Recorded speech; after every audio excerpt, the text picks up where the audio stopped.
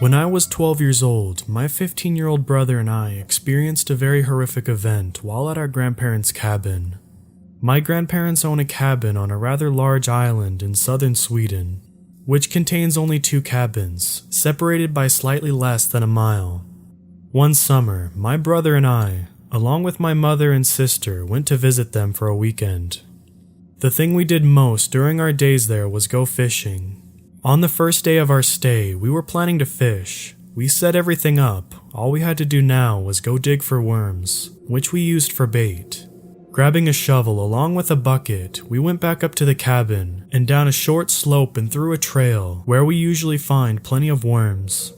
The forest is very dense and barely any light shines through, which makes the whole setting a bit unnerving for me, as I have always been easily frightened.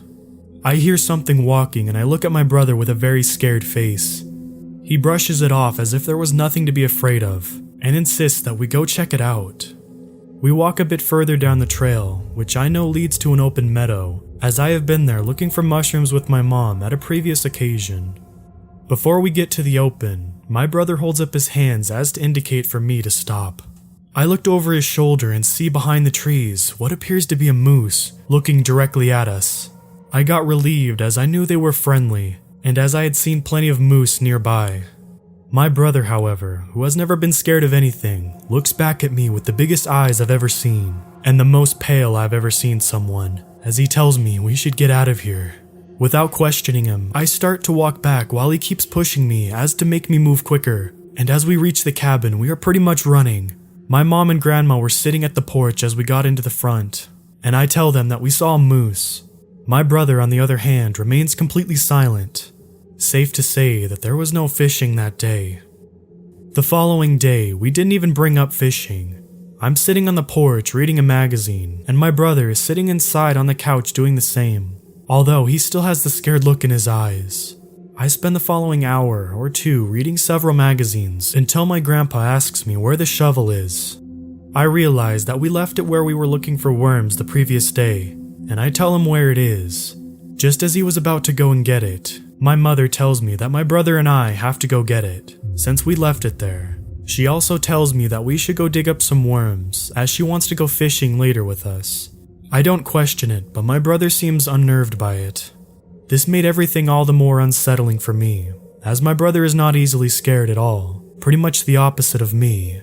We put on our shoes and head to the back of the cabin and walk down the trail heading to where the shovel and bucket is.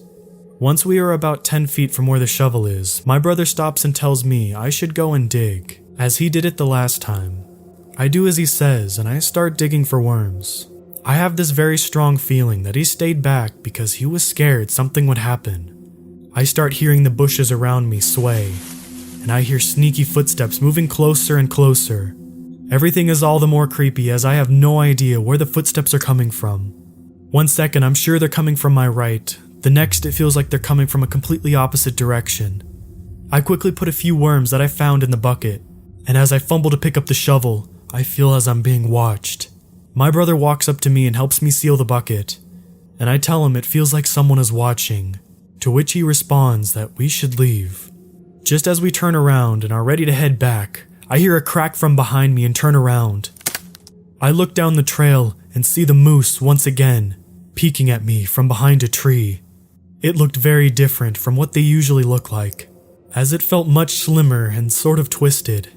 At the time, I'm more confused and curious than I am scared, and my brother is dead silent. I can't quite see the whole body of it, but I know that something is wrong. I stand for a couple more seconds watching it, as it is staring right at us. From what I can see, I realize that it's not standing on its 4 legs. It is leaned forward, as an old man with really bad posture, with its arms hanging straight down. I also had a weird sensation that the creature was trying to talk to me, saying, "Let me help you." In a few seconds, I get struck with panic and start walking really fast back to the cabin, my brother doing the same. It only takes a second before we are both in a full sprint running back to the cabin. I turn around and the moose-like creature is nowhere to be seen. We put the shovel by the shed where we took it and bring the bucket of worms to the front where my mom and grandparents are. The day goes on as if nothing had happened, and we don't speak of it at all. Since this happened, I never thought I'd bring it up with my brother. We both just sort of knew that it would feel wrong to speak about it, and none of us had visited my grandparents' cabin since. To this day, I'm not sure at all what I saw. I mentioned it to my friend once, and he told me if what I said was true, then it was probably a Wendigo or a Skinwalker. He showed me some pictures from Google, and I instantly found resemblances of the creature that I saw back then. Until recently, I had completely repressed this event. But after reading several stories about Wendigo and Skinwalkers, my mind has once again become haunted by this event. And in a terrible way, I realized that what I most likely saw was something far more horrific than a moose. Out of all the things I've read about Wendigo, the most terrifying thing is that people say never to talk to it. I'm just imagining in my head what could have happened if I tried talking back to the creature when I felt it was speaking to me. Part 2. Alright, so some people asked me to share more regarding the events that happened when I was visiting my grandparents' cabin. I have not been there since, but my grandmother and her new husband stay there every summer. Note that this is about 6 years ago since the moose incident. Through the magic of Facebook, I contacted my grandma. We don't know each other all too well anymore, so I don't really feel comfortable calling her. I told her about the moose-like creature and how my brother and I both saw it. She proceeded by typing for nearly 15 minutes, and I waited patiently. Her reply was a full story of her own encounter with what she said she had hoped to be just a dysfunctional moose. Her writing was in Swedish, so I will do my best to translate it. About 20 years ago, I was staying in the cabin by myself. Your grandpa was working at the time, so I was alone for the whole week. One night while I was sleeping, I woke up with an uneasy feeling. I wasn't sure why, but I just knew something was wrong. I felt as if I was being watched. My first thought was to fall back asleep, and so I did. I woke up in what I believe was about an hour, and this time I was sure something wasn't as it should be. I felt the same feeling of being watched, and I could clearly hear something moving outside. I grab my bedside candle and light it. As I get out of bed, I choose to not pull the curtains as I have a terrifying feeling that someone will be staring right at me. By now, I am convinced that something is trying to rob me.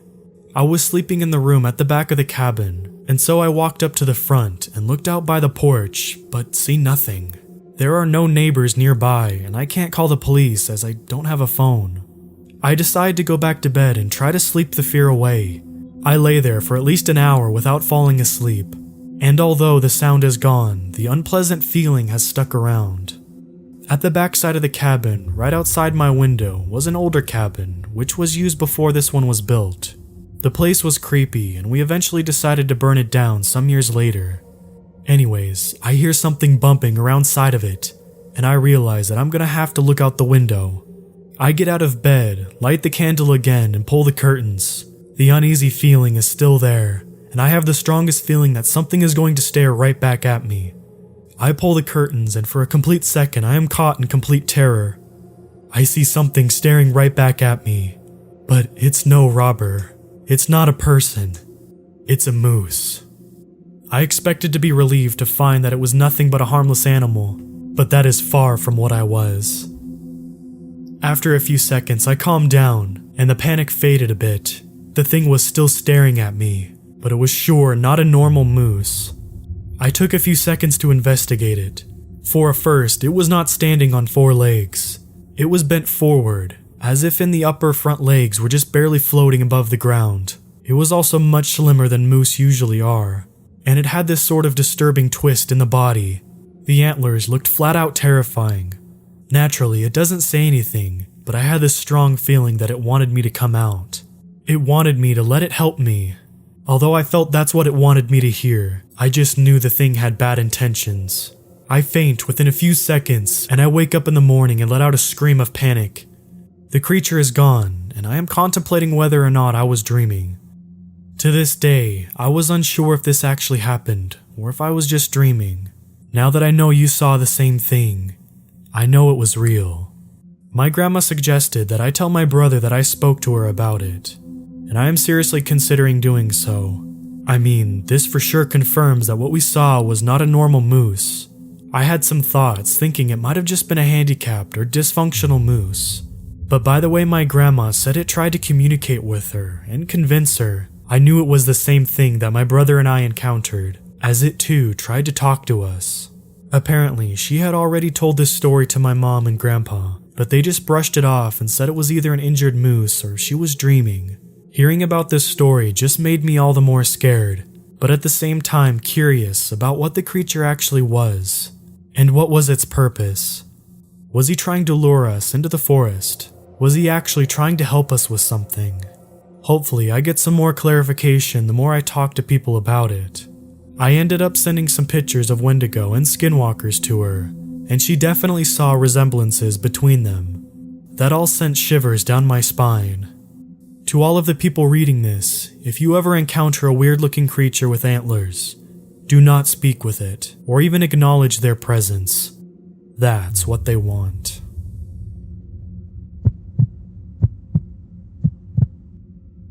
So this is a story about an experience I had late last year. I was in Dorset, UK, the night before Christmas Eve. Opinions are welcome as I can't really explain it, and everyone I tell the story to thinks I'm just crazy or I'm making it up. What makes me think this may not be a skinwalker is that I've always heard that they won't enter a person's home unless you specifically invite them in, unless it took the open window as an invitation. In addition, I have nothing which to explain the orb and flashes unless I'm really losing my mind. Either way, I don't claim to have any literary ability. I also didn't know anything about skinwalkers until I tried to figure out what this thing was. I'll just tell it like I experienced it. I was staying with my parents for a while in my old bedroom. We had picked up the house cheaply just 3 years prior, when its former elderly owner suddenly passed away in one of the bedrooms. A friend and I had been hanging out for a week or so, enjoying the holiday playing video games, going for short walks with my sister's dog on the nearby beach surrounding the fields. On the 22nd of December, this friend left to go spend Christmas with his own family, and not knowing what to do with my newfound bedroom for the evening, I decided to go to sleep early, around 9 p.m. for a change. My bedroom is on the second floor, and my window was left open a few inches to let in a cool breeze. My sleep was restless. I kept waking and re-entering sleep every half hour until around midnight, when I finally drift off for good, or so I thought. Now, I don't often have dreams, and if I do, I don't remember much of them, but the dream that I had this night was stranger than the others, and it is relevant to the rest of the story. I was seeing through the eyes of another person as they emerged from a bush in one of my neighbor's gardens. They were steadily and silently approaching my own garden, climbing over a 6-foot wooden fence as easily as you or I climb a set of stairs. I couldn't see any hands or feet. It was as if it was a Steadicam just gliding over the ground. My sister's dog was asleep on the tiny patch of grass near the tree, and I came to a stop directly beneath my open window. The viewpoint then switched to resting on a branch near the top of the tree in my garden, watching the back of a pale white humanoid figure silently glide up the side of my house and looking at me through my open window. This is where I woke up, covered in a cold sweat, and decided that I should just lay there for a while with my eyes closed. All I could hear was the wind in the trees outside as I thought about the dream, hoping to remember some more of it. Without warning, the silence was broken by my sister's dog barking like crazy. About 10 seconds later, it turned to yelping before fading into silence once more. Thinking it was squirrels or something else spooking the dog, I planned to go back to sleep, but then I start to hear slow scratching sounds on the wooden paneling on the outside of the house. It only covers the second floor, so I reasoned that it couldn't have been my sister's dog. So I sat up, intending to take a look outside, pausing momentarily to glance sideways at the radio clock illuminating the room with its yellow-orange glow, and of course, it's 3:33 a.m. exactly. This is when the unexplainable intense fear washes over me, stronger than I have ever felt before or since. It definitely felt like something was in the room with me, like I was somehow intruding or being watched. I thought I could hear a low murmuring coming from all around me.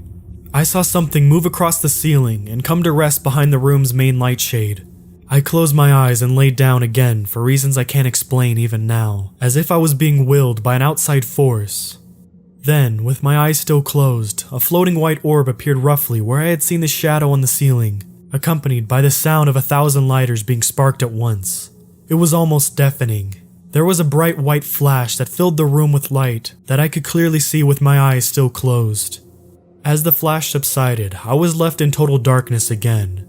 I immediately sat upright, wondering what just happened. Slowly, I reached for the bedside light with my right arm, and it wouldn't turn on. Memories of unplugging it so my friend could recharge his laptop at some point earlier in the week came flooding back to me. It was only then when I was made fully aware of the dark humanoid figure now standing completely motionless in the center of my room, beneath the main light, as it unnaturally snapped its head to the left to watch my arm reaching for the light. It slowly turned its head back onto me, and I couldn't make out any facial features. It was as if its skin absorbed all light like a black hole. I stayed there for a good 2 minutes, just paralyzed in fear, not really comprehending what it was I was looking at. Then it abruptly, in a very jerking, unnatural movements, took a single step towards me and extended its open hand, ending in long, almost talon-like fingers. As it came even closer, I felt fear increase proportionally to its distance from me. It was almost touching my face when fight or flight mode engaged. Without even thinking, I jumped out of bed and slammed on the wall to turn on the main light switch. My head flicked back to cast a fresh eye on the thing, where inside of a fraction of a second, it crossed the room and threw itself out the open window, clearing the garden in a single jump before disappearing into the night at an impossible speed. I went downstairs to check on the rest of the house, and to make sure my parents were okay. Into the garden, I found my sister's dog whining softly, and attempting to hide behind the tree, shaking. I can't stop thinking back to that experience and wondering what would have happened if I stayed put, or even taken its hand.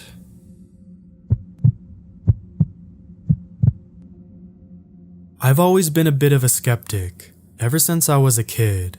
Scary stories don't faze me, creepy games never frighten me, and whenever I hear something weird at night, I instantly assume it's something normal, an animal, or just the house settling. Despite this, something very unsettling happened to me the other day, and I'm not really sure what to make of it. I think it's the first time in years I've been genuinely frightened. I live in a forest area in the US. Me and my girlfriend live in a large cabin, and although there are no roads nearby, our nearest neighbors are at least a mile away. We also have 2 cats, one of which sleeps in the bedroom with us, while the other often goes out at night and does whatever cats do when they're out of sight. Anyway, I like to stay up late at night and sleep late into the morning, whereas my girlfriend's an early bird. It was 1 in the morning and I was watching a crappy TV in the living room while my girlfriend slept in the bedroom. I was beginning to grow tired when I heard something outside, near the cat door. For clarity, our cat door uses an electronic chip, so only our cats can use it. I assumed it was just one of the cats coming in or leaving the house, and I just ignored it. Then I heard it again. It sounded like something thudding against the cat door. It happened several times at random intervals, until I lost my patience and decided to go open the door. Clearly, the cat was having trouble getting in. I never thought about it at the time, but it was weird because we feed our cats well, and they're very lean rather than chubby. I passed the bedroom and peered in as I walked past, to see if my girlfriend heard the noises. She was fast asleep, but the cat that sleeps with us was staring at the window. I call her name. Nothing. She keeps staring. I shrugged it off and kept heading towards the kitchen. The back doors are through there, by the way. Anyway, so I reached the back door and saw a dark shape through the translucent door. I sighed, expecting the cat to be out there, and opened the door. It took me a moment to open the door, and I saw the cat tense up as I opened it. The door opened fully. I froze. It wasn't my cat. Whatever it was had started moving before I opened it up. I only caught a glimpse of a distorted figure, kind of like a tailless dog, bolting, and I mean absolutely pelting it. I freaked out and slammed the door shut. What the hell was it? I wasn't sure.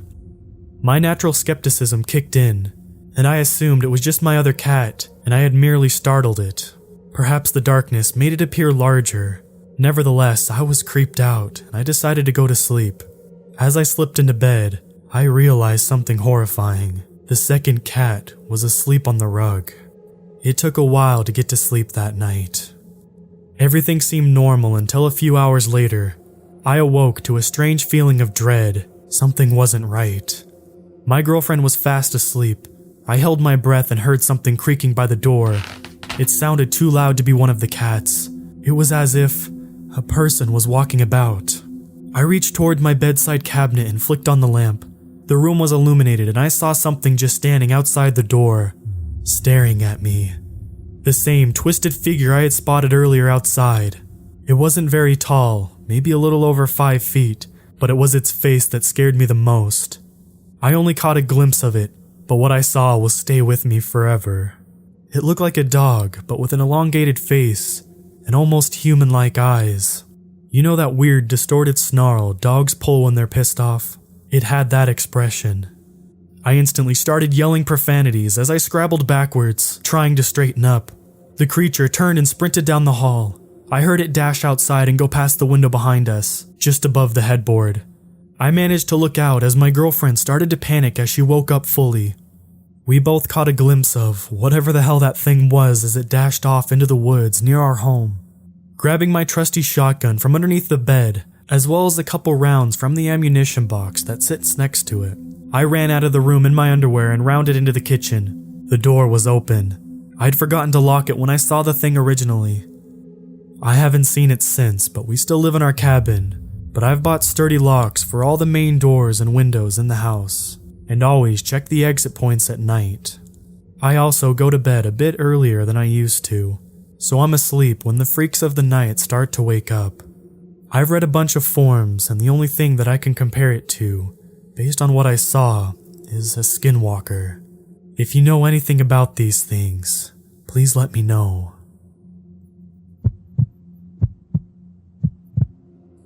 As I am writing you this, other Skinwalkers are in front of my house. They are surrounding me.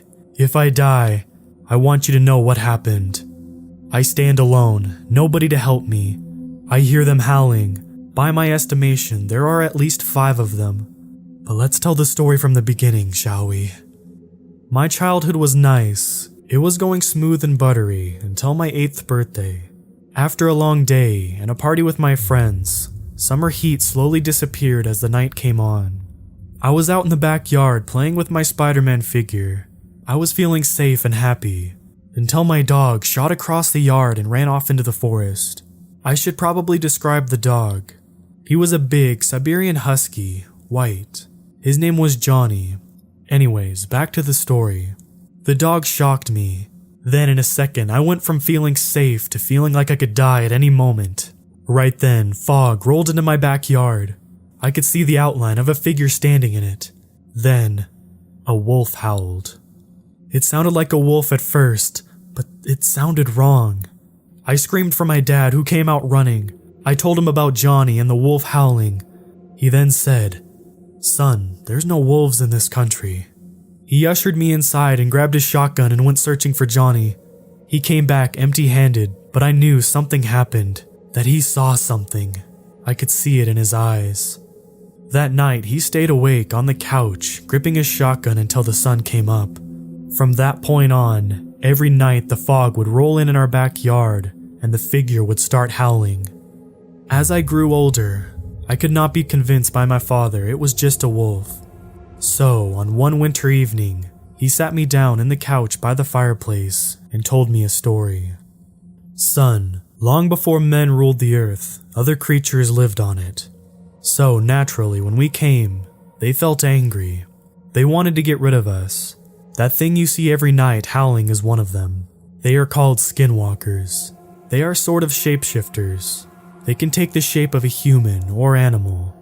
Also, they take their memories, their voice, their life. But you can always recognize the Skinwalker from the real deal. When they speak, there is something wrong in their voice, a certain amount of something sinister. My son, I have dealt with Skinwalkers all my life. Looks like you'll have to do that too." He then gave me an unmarked red leather-bound book and told me to read it in its entirety. And so I began. In it was everything about Skinwalkers. How do they live, and what they do, what do they feed on, and how to hunt them. My father then moved away to the city when I was 20. He knew then I could guard the front line. Fast forward a few days ago, I was in the backyard of the same house. Me, now a fully grown male, 25 years old, I was guarding, and an idea came to my mind. I'm gonna catch that Skinwalker. So I prepared my traps, some signs, and put my lucky necklace on my neck. I poured holy water everywhere, in the sprinklers too, put salt in my shotgun gauges, also in my sniper rifle rounds. Night came, and by my expectations, at around 10 p.m. the fog came in. What was driving me to hunt this Skinwalker was this. I can't have a family with this thing around us. Why, you may ask, because this Skinwalker didn't do anything to me. Wrong. He got my dog. My dad found it in the creek a few days later after he was hunting. He took a good friend of mine. I didn't want my kids to live a life like me, to be scared constantly, to not have a teenage life just because this thing came every night and attacked my house. So when the fog came, I got ready on my roof and waited. After only 10 minutes of waiting, it was here. He started doing as usual, howling and throwing stuff at my house, mostly animal carcasses. And then, out of nowhere, I turned the sprinklers on. It screamed so hard it was shaking my house. Then I shot at it with my silver bullet with some salt. It came down, but I knew it wasn't dead. It was just unconscious. I then came down from the roof. I didn't turn off the sprinklers. I picked the thing up. It must have weighed around 300 pounds. But I was a huge dude, 6'8". I have trained for this my entire life. I was ready. I took it into my basement and strapped it into a chair, placed in a cage that had electricity running through its bars. I then waited for it to wake up. When it did, it started howling immediately. It changed from its wolf shape to one of my dead friends just to hurt me. I left it there to rot. But then, it started howling again. It called another. This brings me to this moment. It's still howling. They are surrounding me. I have ammo and food in my bunker. My house was built like a fortress, but the chance of survival is small. I will try to stop them, to save you. So if I die here, take my example. Be prepared for everything.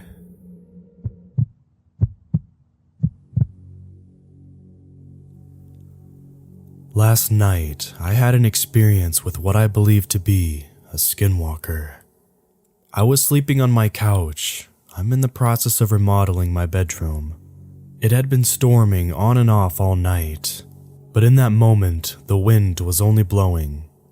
It was about 1 in the morning when I was woken up by a very strange noise. I can't describe it that well, but it sounded like an animal call, except as if a human was making the sound. It was a long, deep noise that kept on going, almost like a foghorn. It sounded like it was right outside my window, in my backyard. In case you're wondering, I live in a country near the Ozark Mountains, and directly on the Trail of Tears. I've lived out there, in the middle of the woods my whole life. I've heard and seen everything: bears, deer, cougars, raccoons, coyotes. But the sound that I heard that night wasn't like anything that I've ever heard. I'm not going to lie, it scared the absolute hell out of me. I immediately went to my bedroom. I have a window that looks into my backyard as well. I wanted to see whatever it was, but I didn't want to pull back my living room curtains to come face to face with it. I couldn't see anything through my bedroom window, so I turned around and started walking back to the living room. Then something hit my window. It wasn't strong enough to break it, it just sounded like someone hit the palm of their hand on the glass. At that point, I went back to sleep and ignored the sound. Looking back on it, I should have recorded it, and I tried when the noise came back the next night, but every time I took out my phone, it stopped. Today, I built up enough courage to go into my backyard and to investigate. There were loose limbs everywhere. I had a bonfire a few weeks ago. The remaining ashes had been dug through, not blown by the wind or damaged by the rain. No, it looked like something took their hands and dug a hole. I did some research, and I think it's a Skinwalker. I'm no stranger to these things. I've heard lots of stories about them, and considering that I've seen several things walking through the woods through my lifetime, I'm starting to become really convinced. So this happened to me last September, and I'm writing about it now, only because I've read so many experiences people have had that I'm at a point where I'm more comfortable talking about what happened. My best friends live out by a country farmland in Michigan. The land is very old and probably traces back to the Native Americans. There is even a nearby road called Indian Trail. Well, it was around 1:30 a.m. and I was leaving their house. And to paint a visual of what their yard looks like, the driveway is in the shape of a U, and they have many cars parked except for this one part near the front of the house where there is a giant evergreen tree nobody ever parks in front of, and a light that hangs over to illuminate this area. Where my car was parked is the furthest to the left, and I have to walk across the entire yard and past the tree in order to get to my car. Well, as I left that night, I reached about the center of the yard and suddenly felt my heart rate was skyrocketing. This happened out of nowhere, and I started running to get to my car as fast as I could. As I got into my car, my front windows were foggy, and as I started the car, there was a small patch clearing up at the bottom of the windshield where I could see clearly. And that's when I saw the thing squatting by the evergreen tree and watching me. I have never had that feeling as though my body was burning at 300 degrees and my heart was in my throat throbbing. I looked through that small patch of my window, which was now growing larger, and the thing wasn't moving. It was still frozen in place and squatting. It was not human, and it was not animal either. My body went numb. All of this happened in a matter of 30 seconds, and I backed out of the driveway and drove down the dirt road to get home, probably driving 70 miles an hour. I immediately repressed what happened to that point, and I don't even remember how I got home. The next day comes around, and I go over to their house again, and I was sitting in my friend's room, and I told her that I saw something in her yard last night. And she freaked out at me because she said it could have been a robber or a dangerous person. And I told her no. It wasn't a person. I described it as the khaki man, because it looked like those saggy khaki tan pants, but only the entire body was that texture. The head was bald with ears folded into the scalp, and pitch black beady eyes, like round buttons. Well, her husband overheard me talking about this, and he entered the room halfway into the story and waited for me to finish, and told me that him, his dad and brother have all seen it at once, and they called it Gollum, like the creature from the Lord of the Rings. I didn't know what it was, and they showed me a figurine of it, and it had similar resemblance to it. None of them ever seen it more than once. I told them that I didn't want to know anything more about it, and I tried to erase that this ever happened because it literally flipped my entire perception of this world around. Anything is possible. And while I've had paranormal experiences growing up as a child, I wasn't too scared about things like that. But to come across a creature that is not something my brain could have ever comprehended at this point, I believe that all kinds of things are out there. But all this time has passed since and I'm still traumatized from it. I don't want to live in fear and I still visit my friends frequently. But ever since then, they always walk me out if I'm leaving late at night. After a couple months passed, I decided that I wanted to know what it was that I saw. And after diving deep into online forums of people's paranormal experiences, I came across a story mentioning the term Skinwalker, which I never heard before, so I decided to look it up, and that's what sparked my interest on researching more. I have read tons of stories online about encounters others have had with skinwalkers, which led me to research more about Navajo Native American folklore, and the one who walks on all fours. A part of me thinks that it could have certainly been that, but another part of me is not so sure, because this thing almost looked alien, and not so much like a coyote, although we often hear coyotes in this area late at night. I described what this looked like to my friend who lives at the house, and she illustrated a spot-on picture of it that I'll attach here. I would love to hear from any of you with possible insight related to the subject of skinwalkers, as well as if you've seen anything like this. I have had some nightmares from it, and have thought about possibly talking to a Native American shaman who owns a shop nearby, but I'm not sure how I could approach a topic like that because it's a topic they don't like to speak about, which is why I wanted to share it here first.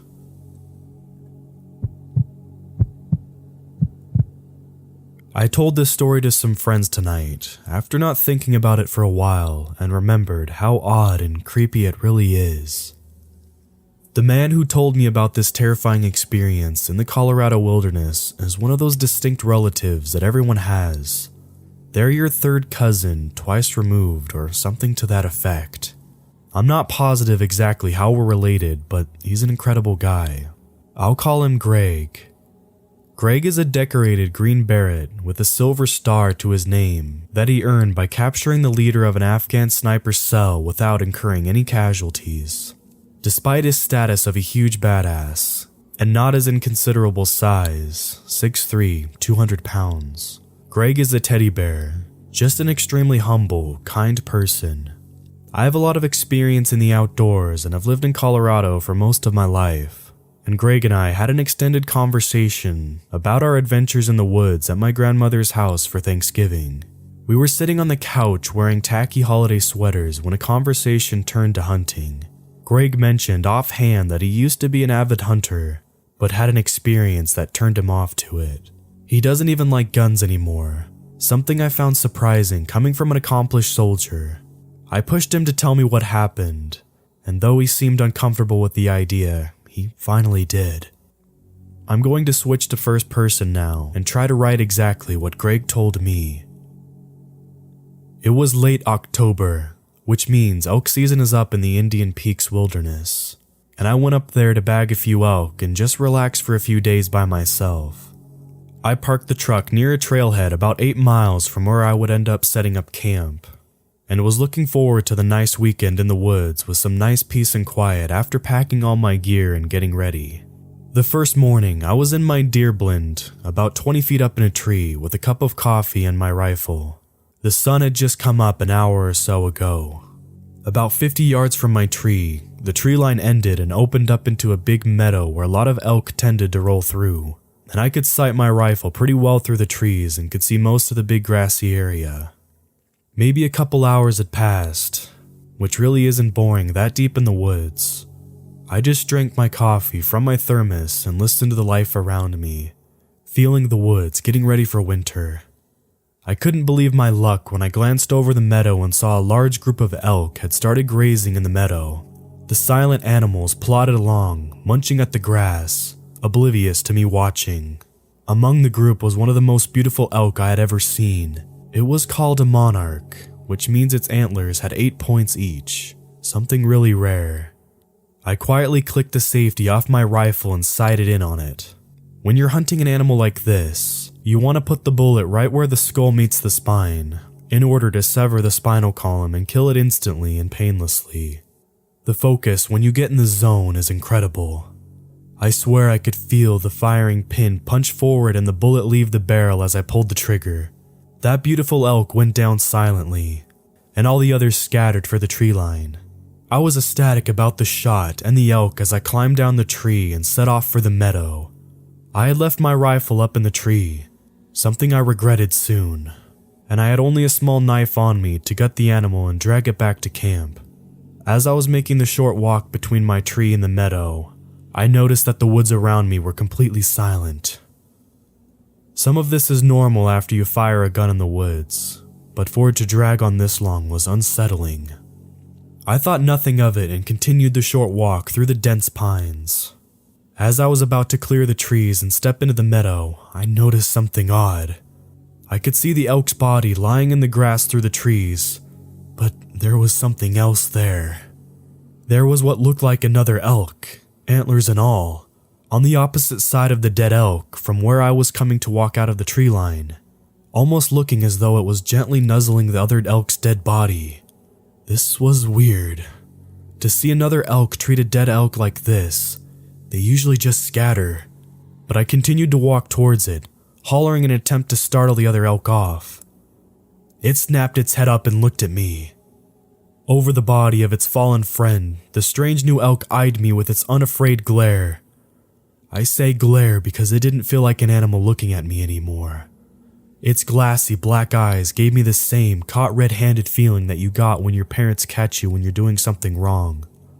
I felt suddenly uncomfortable, out of place into the woods that I loved so much, and somehow hated and guilty. I no longer wanted the elk.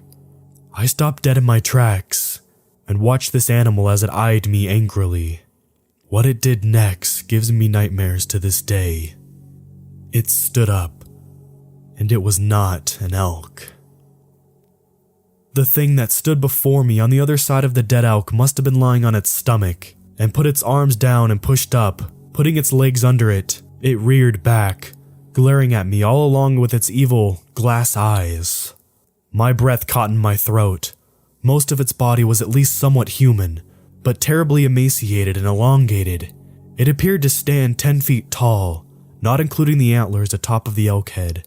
It was bald everywhere but the neck up, and looked sickly pale pink. Its legs and knees bent backwards, like the back legs of an elk. This horrible, skinny, naked, unnatural thing just stood there, glaring at me with a hatred that was palpable. The woods around us were silent. It might have been seconds, minutes, or hours. I felt the disapproving parent feeling shift. I felt more like an ant under a shoe. I took a step back. My boots felt like 10 pounds. My body felt numb. And the noise of my footsteps was ear-splitting. I took one more and then turned and ran. Running through those thick woods is tough, but I ran faster than I ever have in my life. I passed under my tree with my $4,000 rifle still sitting in it without even slowing down. I ran all the way back to my camp, which must have been a mile before I stopped for a breath. It took me another minute to dare to look behind me. I was alone, but the woods around me were still silent and brooding. I wanted more than anything to pack up and go home, but I knew that I would not likely make it back to the car before nightfall, and I did not want to be exposed at night. I cooked an MRE in my tent and stayed there the rest of the day. When night fell, I wrapped myself in my sleeping bag and tried to sleep, but I couldn't stop myself from staring at every little noise. I kept thinking about the possible rational explanations for what I saw. Maybe there's a crazy guy out there who found an elk head and is wearing it around scaring people. But no explanation came up when I quailed the maddening fear that I felt. That horrible sense of being hated and guilty far from home. And nothing explained why that thing was 10 feet tall with inverted knees. As soon as the sun came up, I ran back to the blind and took it down. Then ran back to camp with my rifle and bag, packed everything up, and hiked out. I've never fired a gun in the woods since, and I don't ever intend to again. I'm not a spiritual person, but if that wasn't something in the forest telling me to leave it alone, I don't know what is. I can take a hint. I don't think I'll ever know exactly what that creature was, but I know what I saw. Next time you're up in the woods alone, be quiet, be respectful, and don't kill anything you don't have to. I thought at first Greg's story was too far-fetched to be true, but as he told it, I saw how truly scared he was. This confident, soft-spoken military man was shuddering through his story, hands shaking and face pale. I don't know what to make of it, but he said the area this occurred is one I'm quite familiar with, and it can be quite an eerie place. I have had a few experiences solo camping up there, but nothing on this scale. Sometimes being alone in the woods can feel like anything but. It just might be that there's some force out there, some inhuman creature that guards the woods. Just in case, I take extra care to be respectful whenever I'm among nature. You never know what could be watching.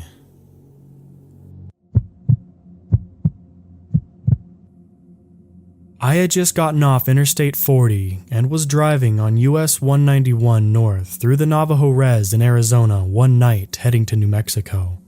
I'm looking for a gas station, not a car on the secluded highway. It being too dark and I somehow took a wrong turn onto a dirt road. It was because of my lack of sleep. The sign read, Ganado. Still driving, trying to make sense of my direction, I ended up at this garbage dump site. I was completely lost and saw nothing. Just pitch black darkness with the only light of the moon and some wisps of clouds covering the small part of it. Miles of bushes, some small trees, and a cornfield. The dump site was a large area. Piles of garbage were stacked. Debris scattered the road and bushes. Deciding that I needed to figure out where I was, I stopped my car and put it in park. My AC was on and the smell of decaying fish hit my nose like a baseball bat to the face. Gagging, I turned off the AC, ready to look at my phone for Google Maps. The smell was foul, but I needed to get on the right track. My headlights had illuminated the area so I could see most of the piles. Then I noticed something was moving just near the pile. There was a small coyote digging through the trash. I could see it clearly with my bright headlights. But the weird thing was, I realized it wasn't a small coyote. It looked like a small build figure of a kid. The kid stood up quickly, looking at me. I could clearly see his face and what he wore. Swearing out loud, I could see that he was covered in black paint with a fur pelt wrapped around him that looked like it had been recently skinned. I noticed that it was the pelt of a small coyote. For a few seconds, everything registered in my brain. There in front of me stood a little boy about 12 years old, covered in black paint and wrapped in a small coyote pelt, digging through the trash looking for something. And now he had stopped what he was doing, standing there looking at me. I let out a yelp and the boy looked to my left. And as my head turned, nearly causing myself whiplash, there stood another, much larger figure in the brush. There stood a tall, heavy-built man covered from head to toe in paint. The parent. Also wearing a larger thin pelt of a coyote. He stood there staring at me, his face covered in red and black face paint. Shoulder-length, messy black hair hung limply down by his shoulders. He wore a huge quantity of turquoise necklaces, a silver concho belt around his waist, and silver bracelets that shined from both my headlights in the moon. It looked like it was teaching the little boy, his son, something at night. I could see his face from a distance, a stern, mean face. His eyes weren't normal. They were black, soulless, and beady looking. It was as if they were looking into my soul. Then he smiled from ear to ear. I saw his sharp teeth. What the hell? Again, I screamed bloody murder as he ran at my car. My foot above the gas, I made the decision not to try to run them over for fear of having my window busted and being dragged out into the bush. Screaming, my heartbeat hammering against my chest and trying not to have a heart attack, still gagging at the smell that worsened. I put the car in reverse, stepping on the gas, nearly running off the road as he ran towards me. As I was making a U-turn, I heard the sound of what I know were his nails scratching the back of my car. I put the car in drive, my throat hurt from screaming, but that was all I could do as I looked into my rearview mirrors to see him sprinting down the road catching up to me. 54 miles an hour on the dirt road, then onto the highway, another 70 to 80 miles per hour, hoping I wouldn't crash. Driving like a madman, fully awake, my thoughts were racing, trying to make sense of what I saw. I made it back onto Interstate 40 and kept driving, too afraid to stop, making it to New Mexico in record time. I kept my story to myself because of the backlash my friends and family would probably give me. So, this is a true cautionary tale to those late-night travelers. You may or may not see anything during the dead hours on secluded reservation roads. Just be careful what roads you take.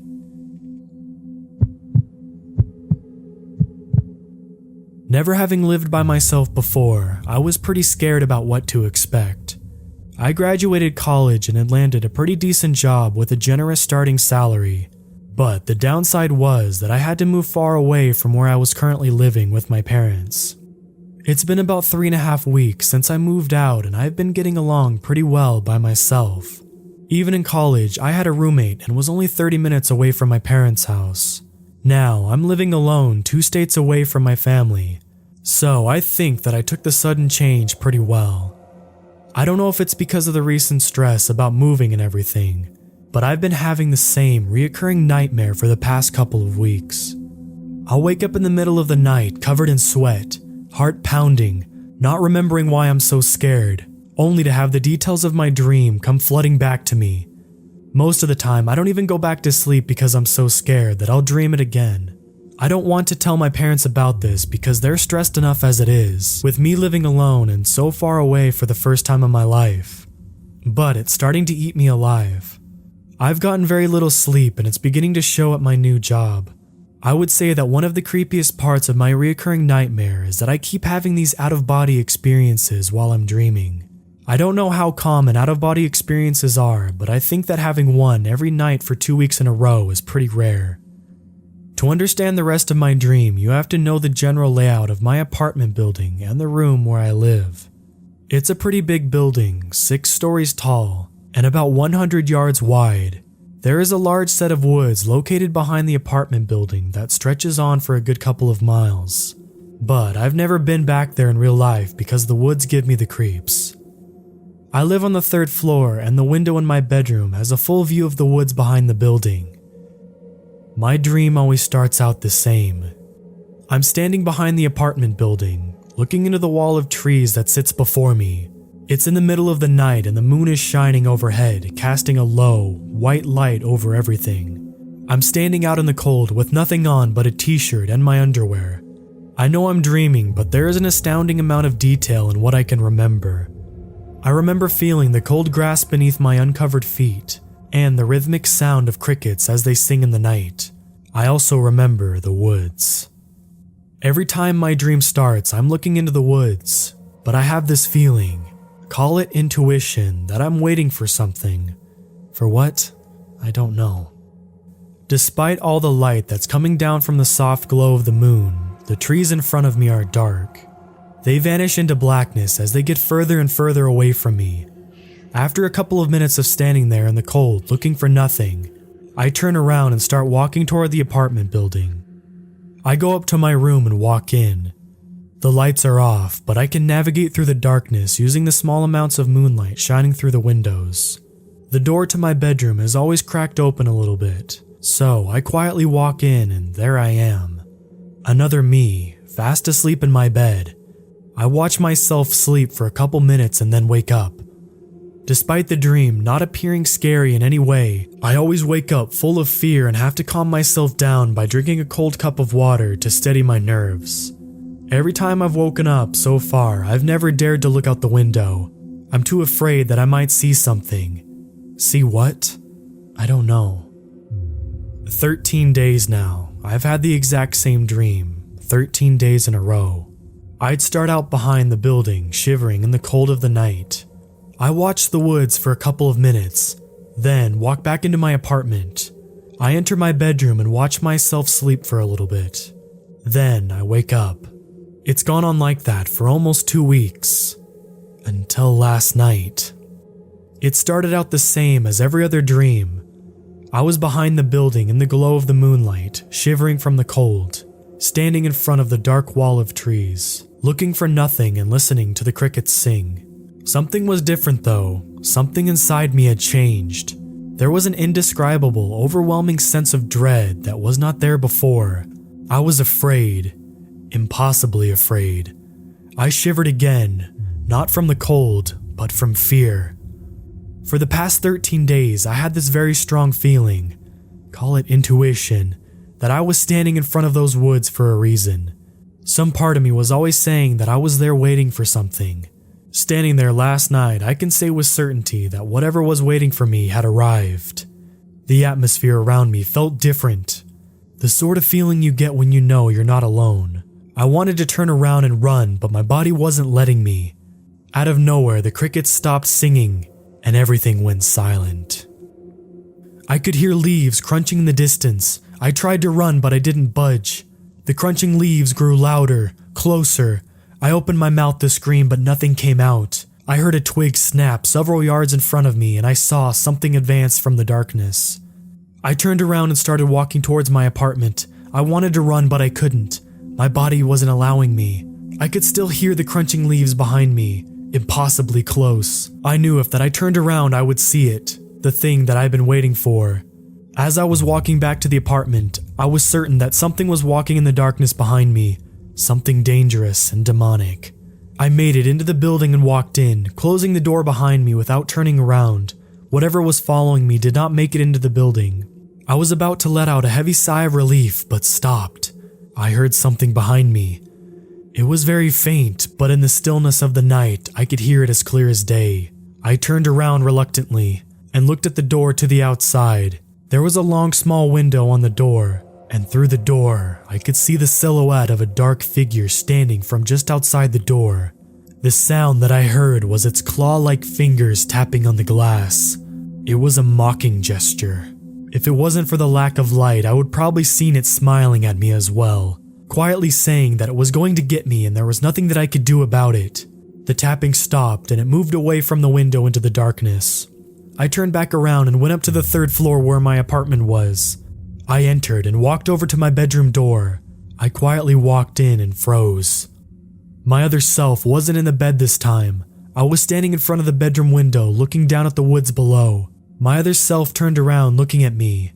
I don't know if it was because of the lack of light in the room, but I couldn't make out any facial features. My face was just one pale blur of color with 2 specks of blackness for eyes. My other self went back to looking out the window. I slowly walked over to him and looked out the window myself. There was something right on the edge of the tree line looking up at us. It looked like a shadow, a dark outline standing in front of the wall of trees. It turned around and walked into the woods. My other self whispered something to me. It was so quiet, it was like I thought it rather than heard it. Get out. Then I woke up. It was 4 o'clock in the morning and the sun wasn't out yet. I sat up in my bed, my heart still pounding uncontrollably. I looked towards the window but didn't get up. What was I so scared about? I had a stupid nightmare. I've never believed in the supernatural, why the hell would I start now? I was starting to get angry with myself for being scared by a dream. I got up and went over to the window out of spite rather than curiosity. I wanted to show myself how stupid I was being. I looked down and scanned the tree line. There was nothing. I scolded myself for acting so childish and was about to look away when I caught something out of the corner of my eye.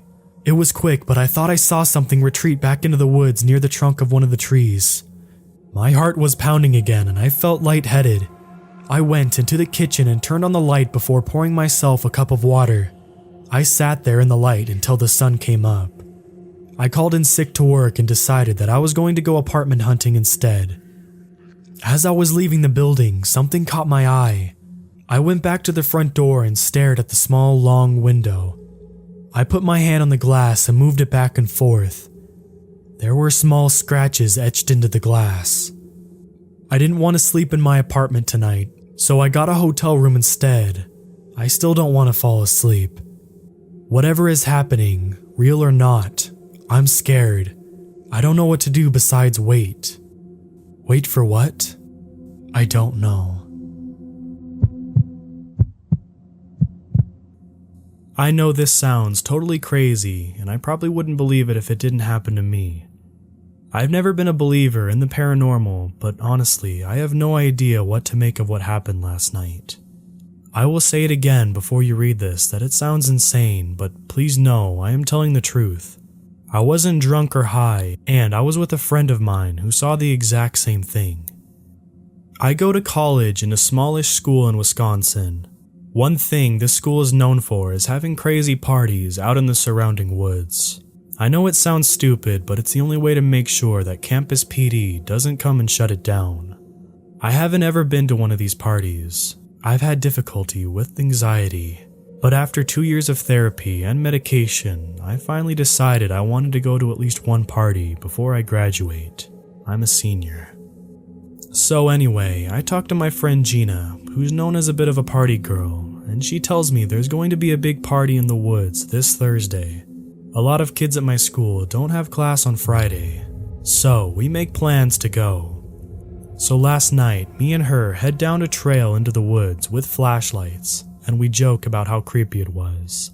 Everything was going smoothly at first until we go down a smaller trail that was only 2 feet wide instead of the normal road-sized trails that we usually go through. I was kind of freaked out but didn't say anything because I assumed she knew where we were going. So we follow this trail a bit longer and eventually come to this sort of clearing where the trees aren't too dense and we could see a towel and a few bottles on the ground. At this point, my friend tells me that she's got a bit turned around, but knows that we're very close to the party because she's been at the clearing before, and she starts calling out, "Hey," hoping someone would hear her and shout back. When this doesn't work, she takes out her phone and calls one of her friends that she said was going to meet her at the party. The friend answers and apparently tells her where they were. Gina then tells me she knows where they are and that we're close.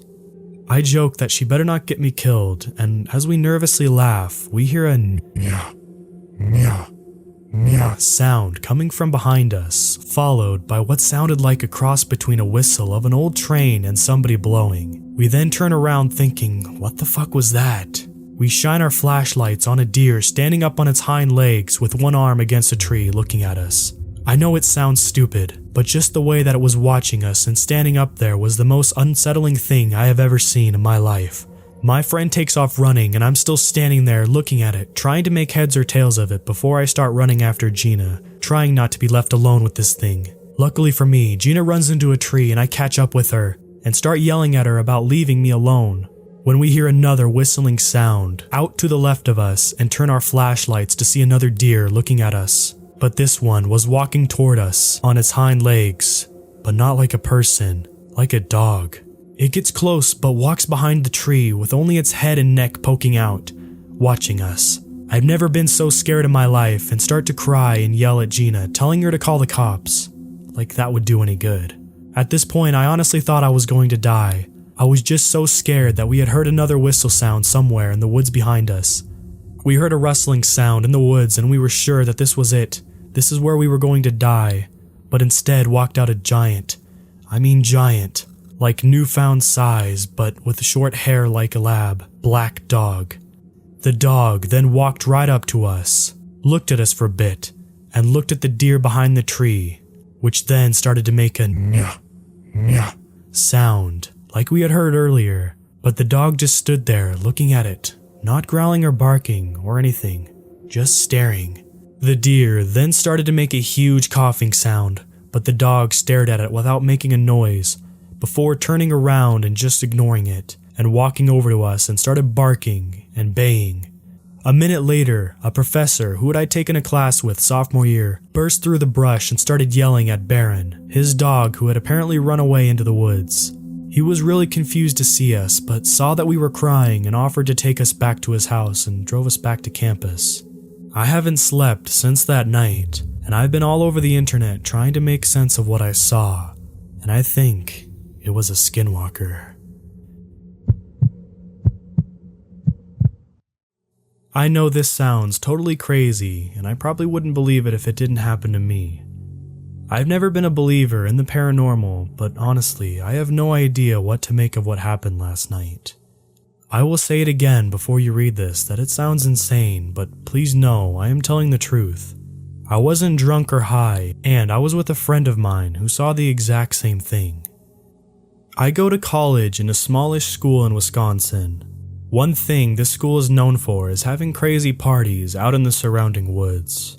I know it sounds stupid, but it's the only way to make sure that campus PD doesn't come and shut it down. I haven't ever been to one of these parties. I've had difficulty with anxiety, but after 2 years of therapy and medication, I finally decided I wanted to go to at least one party before I graduate. I'm a senior. So anyway, I talked to my friend Gina, who's known as a bit of a party girl, and she tells me there's going to be a big party in the woods this Thursday.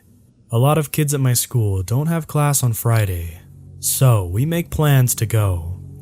So last night, me and her head down a trail into the woods with flashlights, and we joke about how creepy it was. Everything was going smoothly at first, until we go down a smaller trail that was only 2 feet wide instead of the normal road-sized trails that we usually go through. I was kind of freaked out, but didn't say anything because I assumed she knew where we were going. So we follow this trail a bit longer, and eventually come to this sort of clearing, where the trees aren't too dense and we could see a towel and a few bottles on the ground. At this point, my friend tells me that she's got a bit turned around, but knows that we're very close to the party because she's been at the clearing before, and she starts calling out, "Hey," hoping someone would hear her and shout back. When this doesn't work, she takes out her phone and calls one of her friends that she said was going to meet her at the party. The friend answers and apparently tells her where they were. Gina then tells me she knows where they are and that we're close. I joke that she better not get me killed, and as we nervously laugh, we hear a nyah, nyah, nyah sound coming from behind us, followed by what sounded like a cross between a whistle of an old train and somebody blowing. We then turn around thinking, what the fuck was that? We shine our flashlights on a deer standing up on its hind legs with one arm against a tree looking at us. I know it sounds stupid, but just the way that it was watching us and standing up there was the most unsettling thing I have ever seen in my life. My friend takes off running and I'm still standing there looking at it, trying to make heads or tails of it before I start running after Gina, trying not to be left alone with this thing. Luckily for me, Gina runs into a tree and I catch up with her and start yelling at her about leaving me alone, when we hear another whistling sound out to the left of us and turn our flashlights to see another deer looking at us. But this one was walking toward us on its hind legs, but not like a person, like a dog. It gets close but walks behind the tree with only its head and neck poking out, watching us. I've never been so scared in my life and start to cry and yell at Gina, telling her to call the cops. Like that would do any good. At this point, I honestly thought I was going to die. I was just so scared that we had heard another whistle sound somewhere in the woods behind us. We heard a rustling sound in the woods and we were sure that this was it. This is where we were going to die. But instead walked out a giant, like newfound size, but with short hair like a lab, black dog. The dog then walked right up to us, looked at us for a bit, and looked at the deer behind the tree, which then started to make a nyah, nyah sound, like we had heard earlier, but the dog just stood there looking at it, not growling or barking or anything, just staring. The deer then started to make a huge coughing sound, but the dog stared at it without making a noise, before turning around and just ignoring it, and walking over to us and started barking and baying. A minute later, a professor who I'd taken a class with sophomore year burst through the brush and started yelling at Baron, his dog who had apparently run away into the woods. He was really confused to see us, but saw that we were crying and offered to take us back to his house and drove us back to campus. I haven't slept since that night, and I've been all over the internet trying to make sense of what I saw, and I think it was a Skinwalker.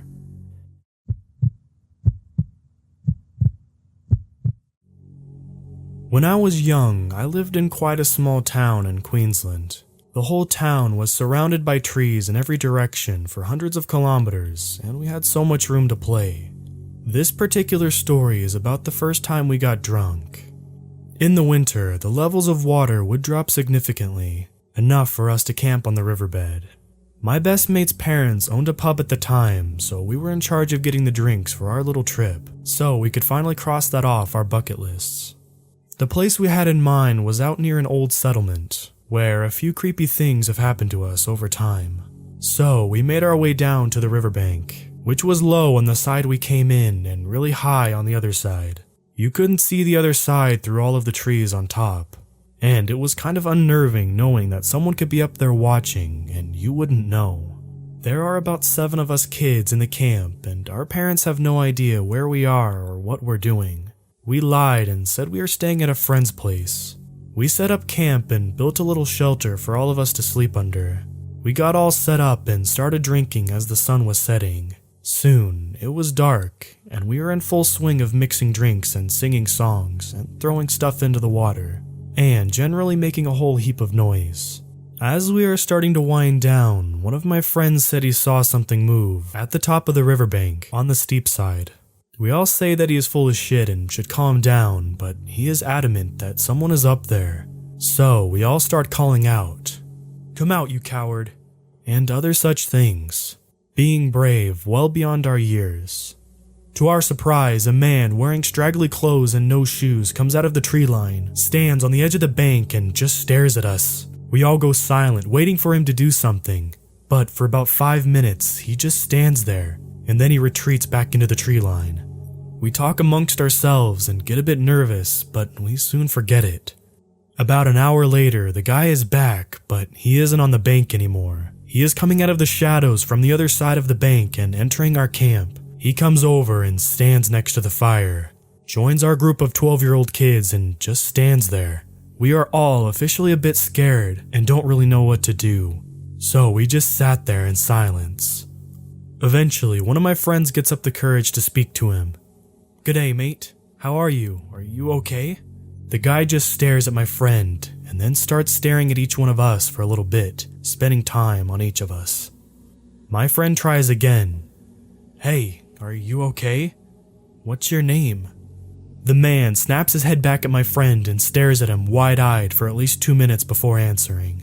Without blinking, he says in a raspy whisper, "That's none of your fucking business." And he hisses like a cat.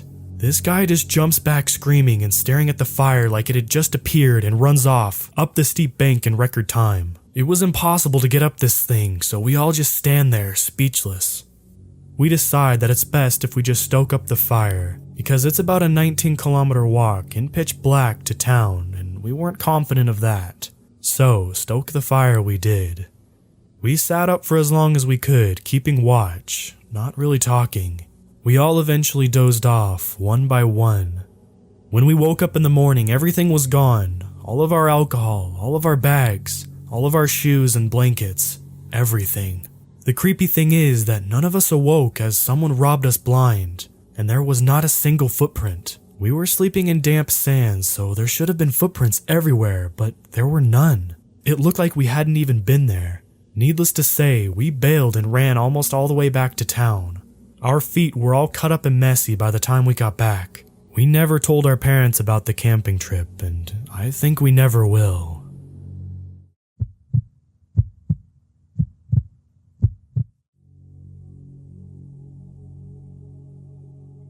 About 6 weeks ago, I went into the wilderness of East Oregon with my 2-year-old hunting dog, a golden retriever named Reggie, to hunt for pheasant, partridge, and quail, and fly fish for steelhead, which is in the high rock desert and carves a deep valley through the sagebrush-coated hills and black rock cliffs.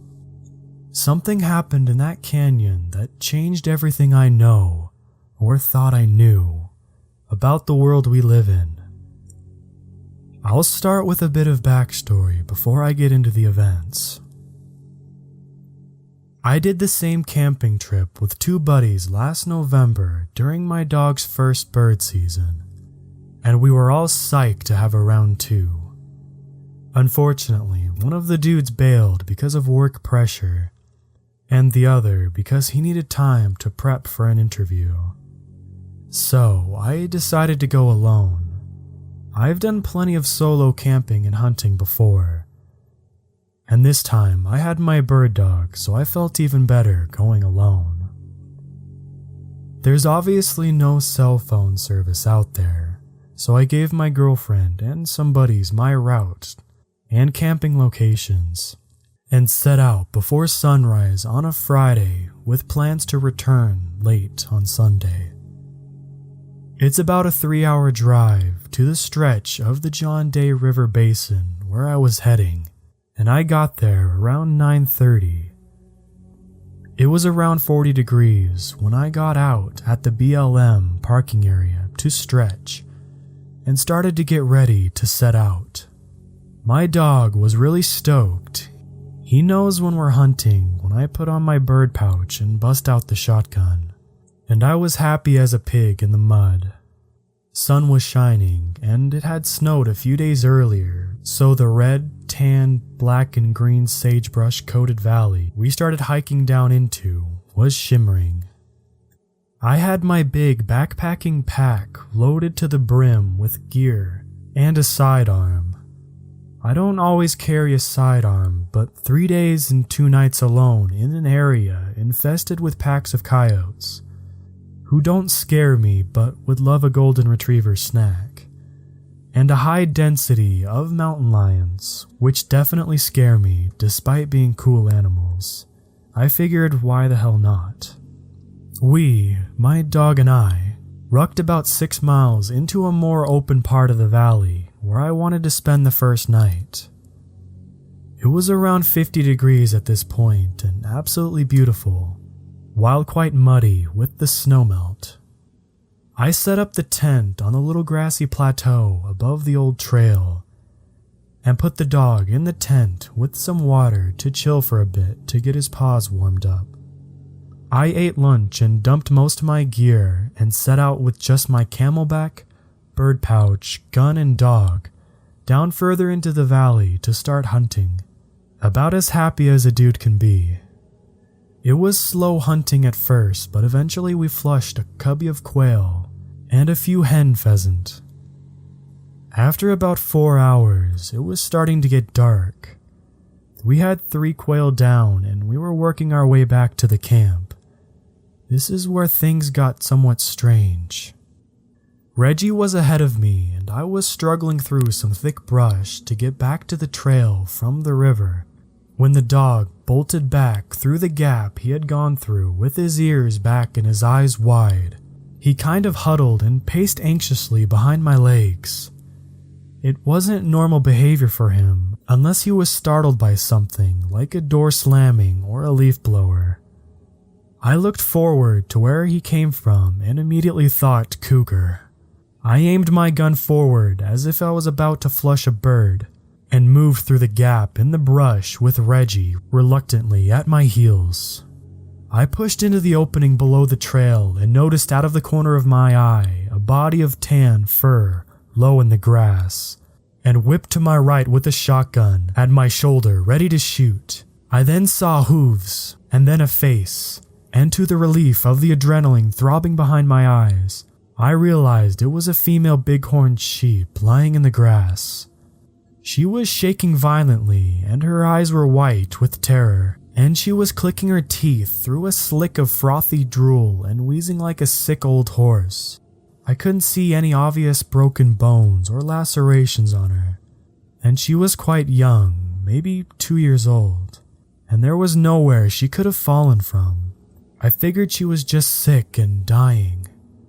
I actually gave her a slight shrug as if to suggest, Mother Nature's a bitch, sorry girl, best of luck to ya, and had to drag Reggie by his collar to the left, away from the strange, frantic thing. I'd run into dying deer and elk in the Rockies where I grew up, and I knew that sometime soon, as if camp wasn't that far off, I'd hear the terrible noise of coyotes beginning to feast. For those who haven't heard it, when coyotes set upon a living meal, they yip, snarl, and screech a horrible chorus of death. I didn't look forward to hearing that old death song, if it was to come, because I knew it would scare the shit out of my dog. But hey, Mother Nature's a bitch. We got to the camp. I took some photos of the sunset, seared up a little quail with some potatoes, ate my dinner, fed the dog, had some sips of bourbon, and climbed into the tent. The last thing I remember is being anxious the coyotes would find the dying bighorn and wake us up. I woke up freezing cold, feet and hands numb, and had an immediate adrenaline surge. I fumbled around for my headlamp, and when I turned it on, I saw that my tent flap was halfway unzipped and my dog was gone. I kind of freaked the hell out, to be honest, and started screaming, Reggie, come! Reggie, come! Reggie!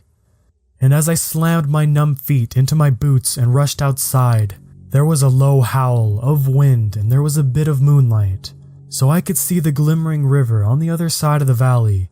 I had my revolver in one hand and the hunting whistle in the other, and stomped the campground screaming for the dog, and shining the light everywhere I could. Cougars are awake whenever they want, and coyotes are nocturnal, and I was looking for blood, or tracks, or anything. For those who haven't experienced it, when you lose your dog, there's some pretty extreme panic. Mine being coupled with waking up in the middle of the dark wilderness. I think it was because of the panic that I didn't realize that my tent flap had been unzipped until about 60 seconds of yelling at him. I looked back at it with the headlamp and lit it up as it flagged in the breeze, and kind of pushed it out of my mind, figuring that Reggie could have pushed it or rolled into the tent flap and forced the zipper down. Then I saw eyes peer over a boulder a bit down the slope. I started pacing toward the eyes and pointed my revolver at the boulder below the eyes and said sternly, Reggie, come. Reggie. And the eyes looked away. I bolted down the slope and noticed something move on the top of the boulder. I moved around the rock and saw it was Reggie. He was sitting up there like I commanded him to sit with a treat in my hand, staring over the valley toward the river. He was shaking like he'd just come out of an ice bath, and with the light, I could see his breath like cigarette smoke in the cold air. I said something like, Reggie, what? Reggie, come. Heal, heal. But he wouldn't move, wouldn't even look away from the dark valley. Then I climbed on top of the boulder and put my arms around him, and it was almost like something released him. He immediately tweaked out and started snarling and crying and writhing to break free. but then noticed it was me and his tail started beating back and forth. His snarls were replaced with whimpers, and he literally tried to jump into my arms. I picked him up and jumped off the big rock and started trying to soothe him a bit. I was right outside the tent when I heard the noise I'll never forget. It's hard to describe with writing, but it sounded a bit animal and a bit like a guy trying to sing a long note of don't, don't, don't, that increased with urgency and a hint of pleading. I threw Reggie into the tent and whipped around with a pistol, pointed it down the valley to where the noise had come. Right then, it was as if the valley itself exhaled. There was a giant windy ugh that engulfed the dark ridge. Honestly, for the first time in my life, I felt I might lose control of my bowels and crap my pants right here standing on the hillside. I could see all of the grass and sagebrush by the trees and the river start quivering in the gust.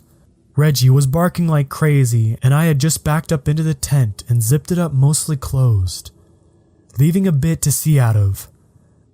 I tried to calm Reggie down while loading my shotgun. The seemingly demonic exhale of wind subsided, and Reggie curled up in my lap and whimpered while I just sat there with my revolver at my side and my shotgun pointed at the tent flap. Only then did I see it was about 3:50 a.m. and start thinking through what happened and what to do. I knew booking it the 6 miles up the valley in the dark to my truck was a huge nope. I had seen microbursts of wind before and knew the canyons and valleys were a prime spot for them, and reasoned that had been the case. Then I tried to think through the bird and the mammal species in that region that could have made that sound. There are wolves in Oregon, but not often in this area. And the don't sound was too deep for a coyote. I was thinking it could have been something like a swan or a big bird near the water. And what the hell was my dog doing all seized up and transfixed on the darkness on top of that rock? He had just gotten out and been confused and started becoming hypothermic or something. I really had no idea, and I couldn't figure out why I was so scared and on edge. I worked as a hunting and fishing and trekking guide in New Zealand and Patagonia after college, and grew up spending time in the wilderness in Colorado. I'd had run-ins with most of North American predator species. I'd stabilized people with head wounds miles from any road or trail. I'd dug someone out of an avalanche, and I can't remember of ever being that horrified and on edge before. I'm no Navy SEAL here, but I know how to keep my wits about me when things get tense in the backcountry, so I was pretty shaken up. After a couple hours, I could see the light in the sky, and then a semblance of daylight spilled into the valley. I still hadn't properly warmed up, but I threw all my layers and extra socks on, and zipped Reggie into the tent properly, and went out to poke around for a bit. Nothing was out of the ordinary, and no strange tracks to be found, other than bighorn and deer. My nerves settled a bit. Eventually, I made some coffee, ate a power bar, fed the dog, and kind of just sat there looking at Reggie. There were natural, reasonable explanations for most of last night's events. However, the one I couldn't get over was my dog. I got chills thinking about the freakish way he was frozen on top of that rock, staring into the darkness, and the way he came out of the trance once I touched him. I also couldn't get over how freaked out I was by it all once that microburst, demon sigh wind gust kicked up. I pet Reggie for a while and just watched him, almost willing him to communicate to me what he saw after he left the tent before I woke up. The wind picked up into a steady, cold sailing breeze, which did well in dissuading my plan to fly fish for the morning. I decided to break up camp and get packed up, either to keep going or to head back to the truck. I hadn't decided yet, but didn't want to wig out and bail on the weekend without actually having a good reason, other than weird stuff happening. I wasn't in any intelligible danger, which is metric number 1 in any outdoorsman's time to bail determination process. So I just didn't know what to do. After packing, I was sitting there with another cup of coffee when I heard something scuttling in the rocks up the valley above my right shoulder. Reggie heard it too, and bolted to the rise behind the tent and stared up the slope like he was pointing at a bird, hackles raised and everything. I walked over and stood behind him, expecting to see a deer or a bighorn, but only saw a little rock slide out of the scree slope about 100 yards off. Again, I thought cougar, as one could have definitely been spooked by us up into the steep boulder and cliff formations at the top of the ridge. Little rock slides happen without disturbance, but something didn't seem natural. Then the dog just bolted. He whipped around and sprinted down the slope away from me and the little rock slide above us faster than I may have ever seen him run. I screamed after him and wailed on my hunting whistle to try to get him to hold, but he went all the way up the trail before looking back at me. Maybe this was me finally coming to my senses, but I figured, screw it, we're out of here. I heaved my pack on and made my way to Reggie, who was whining and pacing now, while looking over my shoulder. Once there, he started straight up the trail toward the car, looking at me, almost begging me with his ears down, with a "dude, let's go" face I hadn't seen before. It really put the hair on my neck up. So I just fell in behind him, and we started the hike. It was slow going because it was uphill out of the valley, and I wasn't moving as fast while keeping my eyes to the ridgeline to my right and to the sagebrush meadow to my left toward the river. I had my gun loaded because I hadn't entirely abandoned the idea of hunting on my way out, even though Reggie wasn't nose down and looking at anything but the ridge and me. Again, like he was begging me to hurry up. Also, I was sketched out in general, and a loaded shotgun is a decent remedy for fear.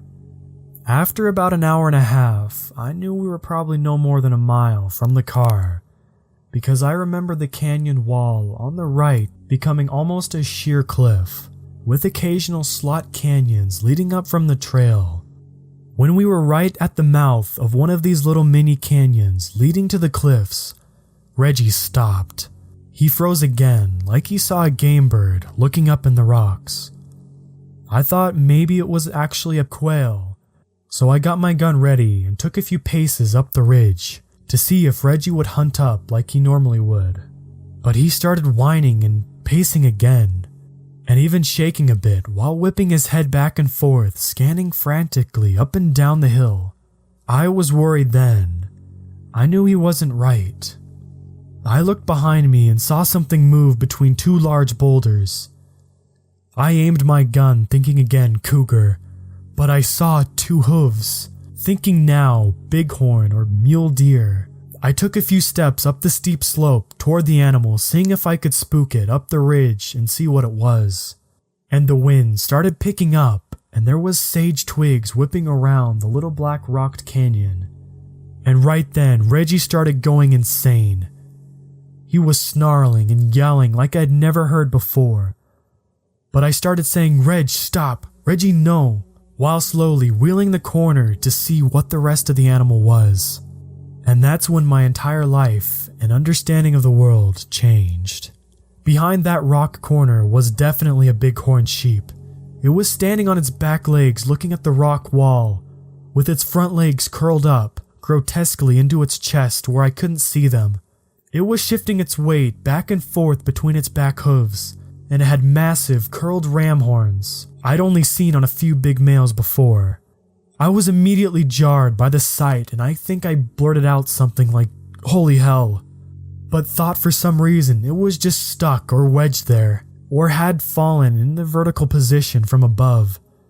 Then it slowly started stepping and turning around, staying entirely on its back feet. Then it whipped around to face me, and it definitely wasn't stuck. It was literally standing comfortably like a man on its back legs. It looked like a normal bighorn sheep, but its eyes were wide and terrifyingly human and staring at my stomach or waistline.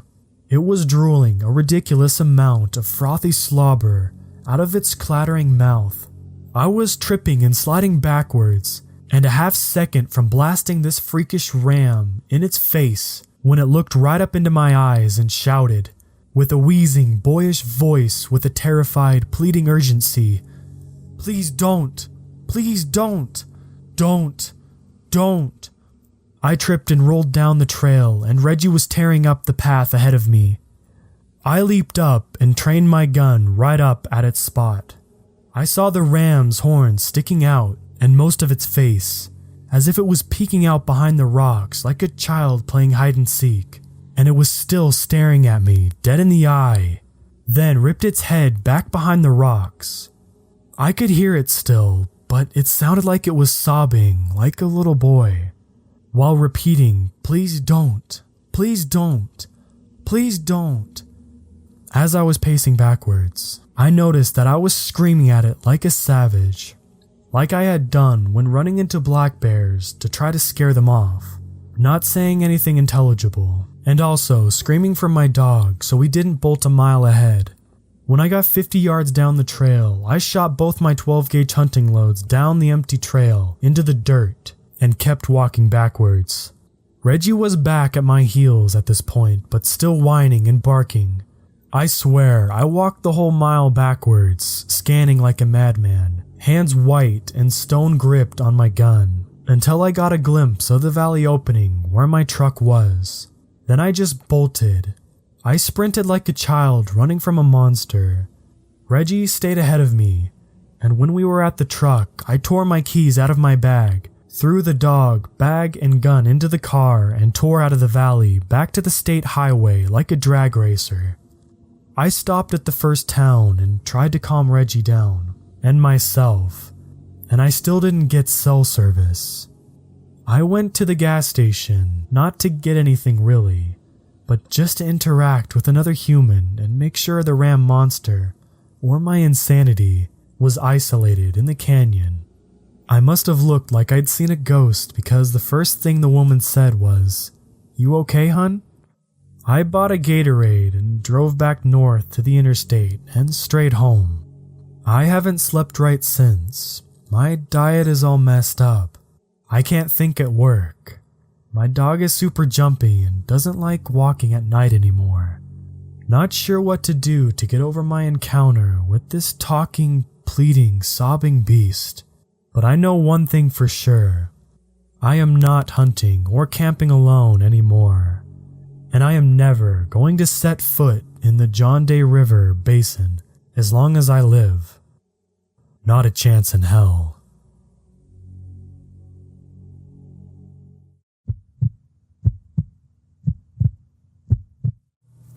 Rewind 2 weeks. It's the 4th of July. A few of my friends want to actually do something instead of lounge around in front of our computers like we do every day. There were 5 of us. Me, Neil, Elijah, JD, and Neil's sister, Katie. Neil had the idea to go to his grandparents' house as they owned a farmhouse.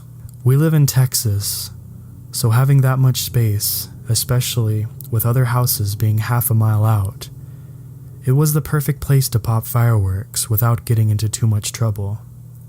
The drive from where we lived to their house was about a 40-mile drive. Unfortunately, the only car that we had at our hands was a 2-door, so trying to fit 5 of us into the car was hectic, to say the least. The drive was actually tolerable. 3 of my friends were in the back and found a comfortable, yet funny position to sit in the car. The music Katie was playing was helping a lot and definitely passed the time. We all bought some fireworks halfway there, and my friends jumped back into their designated position for another 20 miles. As we got there, Neil forgot to mention that his grandparents were out of town for the week, which made the experience ahead of us a lot better. All of us got out of the car except for Katie. who suggested that she get us all food and sodas for the night. She kept the fireworks in the back because she didn't want us popping any off while she was gone. She drove off and we were all left there without fireworks. So we did the next best thing, went to the pool in the back.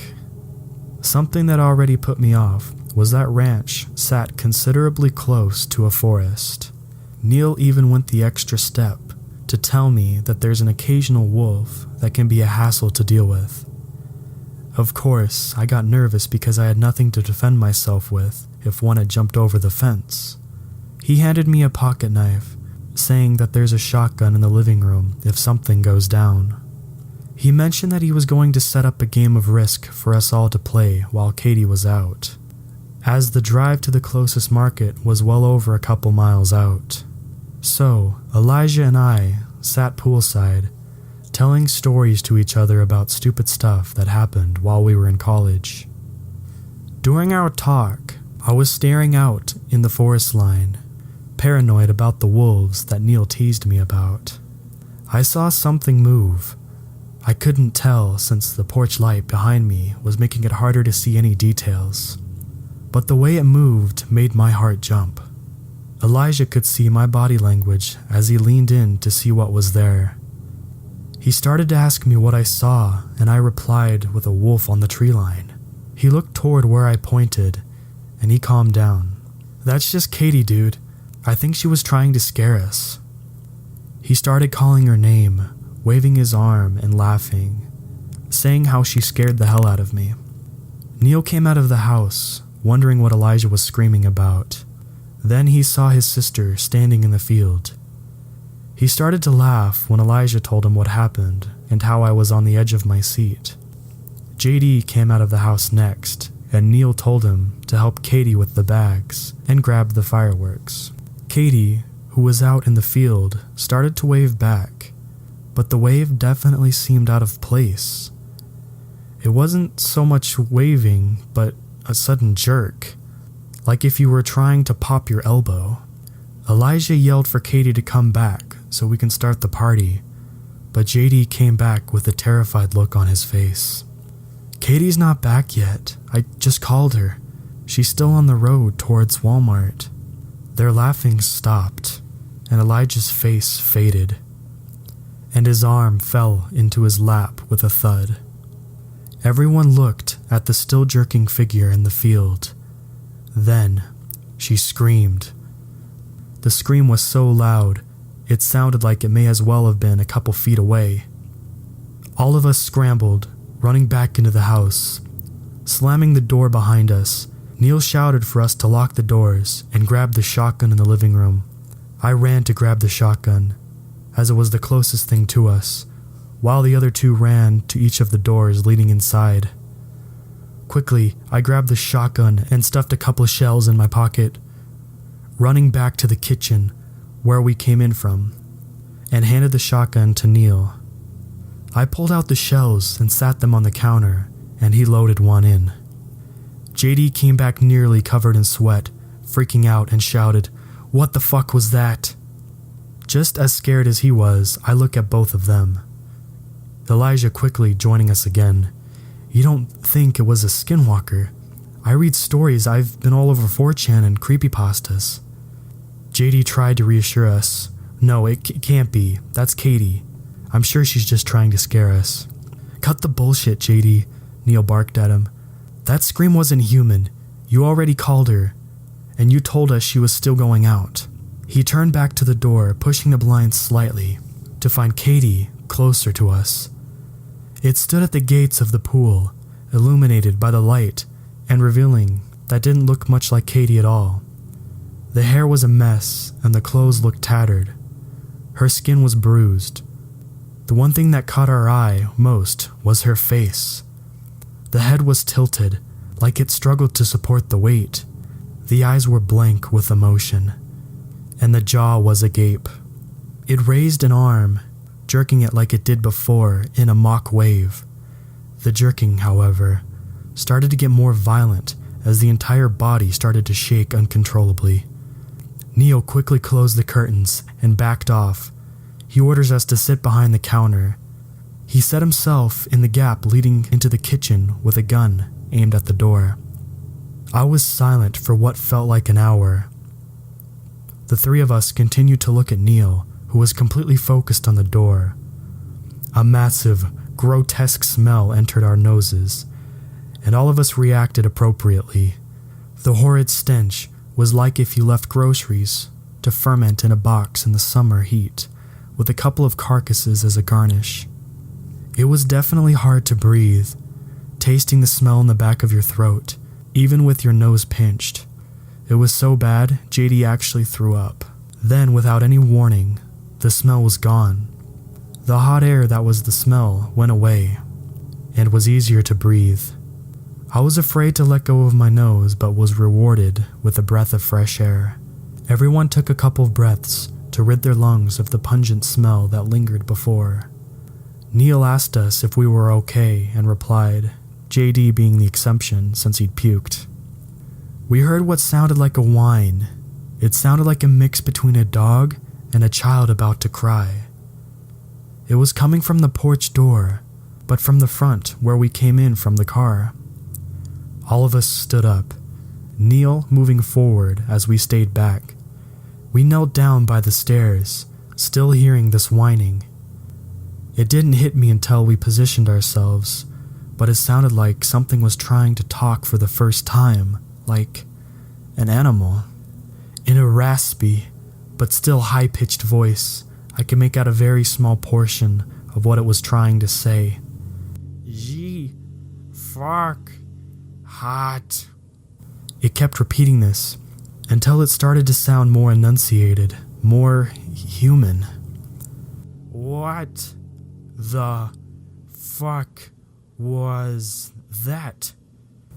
It sounded like JD. Same accent, same speech pattern, same voice. JD started to shiver. His breath was getting shallow. He shouted back in a scared voice I'd never heard come from his mouth until now. Get out. Leave us alone. Get the fuck out. Leave us alone. Get out. The last words that we heard were in the same scream we heard when we saw it initially. It started to pound on the door. Not like it was trying to force itself in, but like an impatient knock. It started to scream in the same pitch we heard it when we initially saw it. Get out! Get out! Get out! It terrified all of us. The inhuman screams, the polite pounding on the door. I started crying. I thought this was it. Neil wasn't scared, like us. He was right pissed. He stood up storming towards the door, screaming. He swung open the door, pointing a shotgun at whatever was on the other side, pulling the trigger, filling all of our ears with the sound of a shotgun blast, and the ringing to follow. Neil stood at the door, huffing. His body language was wanting to rip this thing apart. I stood up, looking past his arm, seeing nothing but a shell on the ground. I looked up past his shoulders, seeing nothing on the driveway and the road leading back to where we came. He turned around, the adrenaline fading away, and a shaky voice coming from his mouth. We're not staying here. JD, call Katie and tell her to get ready to go back home when she comes back. The rest of the time, all of us were in the kitchen. The shotgun sat on the counter with several shells near the butt of the gun. None of us wanted to say anything. None of us wanted to look at each other. It was nothing but silence until Katie called us. Neil quickly wrote a note, leaving it on the gun as we left. All of us hopped into the car, silent. Katie noticed our behavior and constantly edged us to tell her what happened. She pouted and put on her music to cheer us up.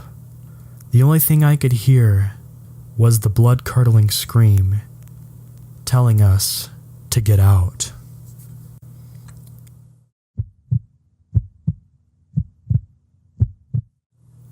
My background. My dad is full-blooded Navajo from northern Arizona, and my mom is white. I grew up in SoCal, but grew up going to the res every year and eventually moved and worked there. I'm not a Skinwalker expert by any means, but I'll share what I know. The first experience I had was on one of my first solo trips without my parents, out to our ranch on the reservation. I went with my cousin and a few friends. Our ranch is pretty much in the middle of nowhere, the nearest people being at the very closest 10 miles away, so you're pretty much on your own. Our first night out there, we arrived around 2 a.m., and there was no moon, and it was pitch black. So we had a hard time finding our hogan, a traditional octagon-shaped Navajo house. We decided to just camp near a cattle corral, which we found. We set up tents and knocked out until the sun came up. When I woke up, I took a little walk around our campsite and found coyote tracks which encircled our camp and actually got pretty close to the tents and campfire, which was pretty weird and a bad sign for several reasons. The rest of the day went without incident. We woke up, cooked breakfast, explored the rim of the Grand Canyon on the reservation side, and checked out old hogans in the area. We stayed up partially late that night. We had been out exploring at night and four-wheeling off some road trails. It was around 2 or 3 a.m. We were driving up a rocky road that went up to a small canyon, so there was hills pretty high and steep on both sides of me. I was standing in the back of the truck with a spotlight. That was when I saw the first light. The best way to describe what I saw was the visual effect of when you're standing in a room and someone behind you takes a picture with a flash. There was a brief instant in which everything lit up behind me, but it was a dull orange reddish light. I turned around towards where it came from and shined the light around, but there was nothing there whatsoever. Just a bunch of rocks. We thought it was weird, but kept driving. Once on top of the hill, we stopped to look around and noticed the weird light again, but this time it was far away, at least several miles. It was the same color, but looked like a muzzle flash from a gun. I waited and waited to hear the gunshot, thinking it was people like us shooting at night. But it never came. Then we saw another flash, but this time it was several miles west, and a bit closer. Then another closer and closer, within a few minutes. We decided it was a little weird without talking about it, turned around and went to the hogan this time. We didn't really talk about the lights for some reason, and we all settled down in the hogan. There was myself, my cousin, and my 2 white friends.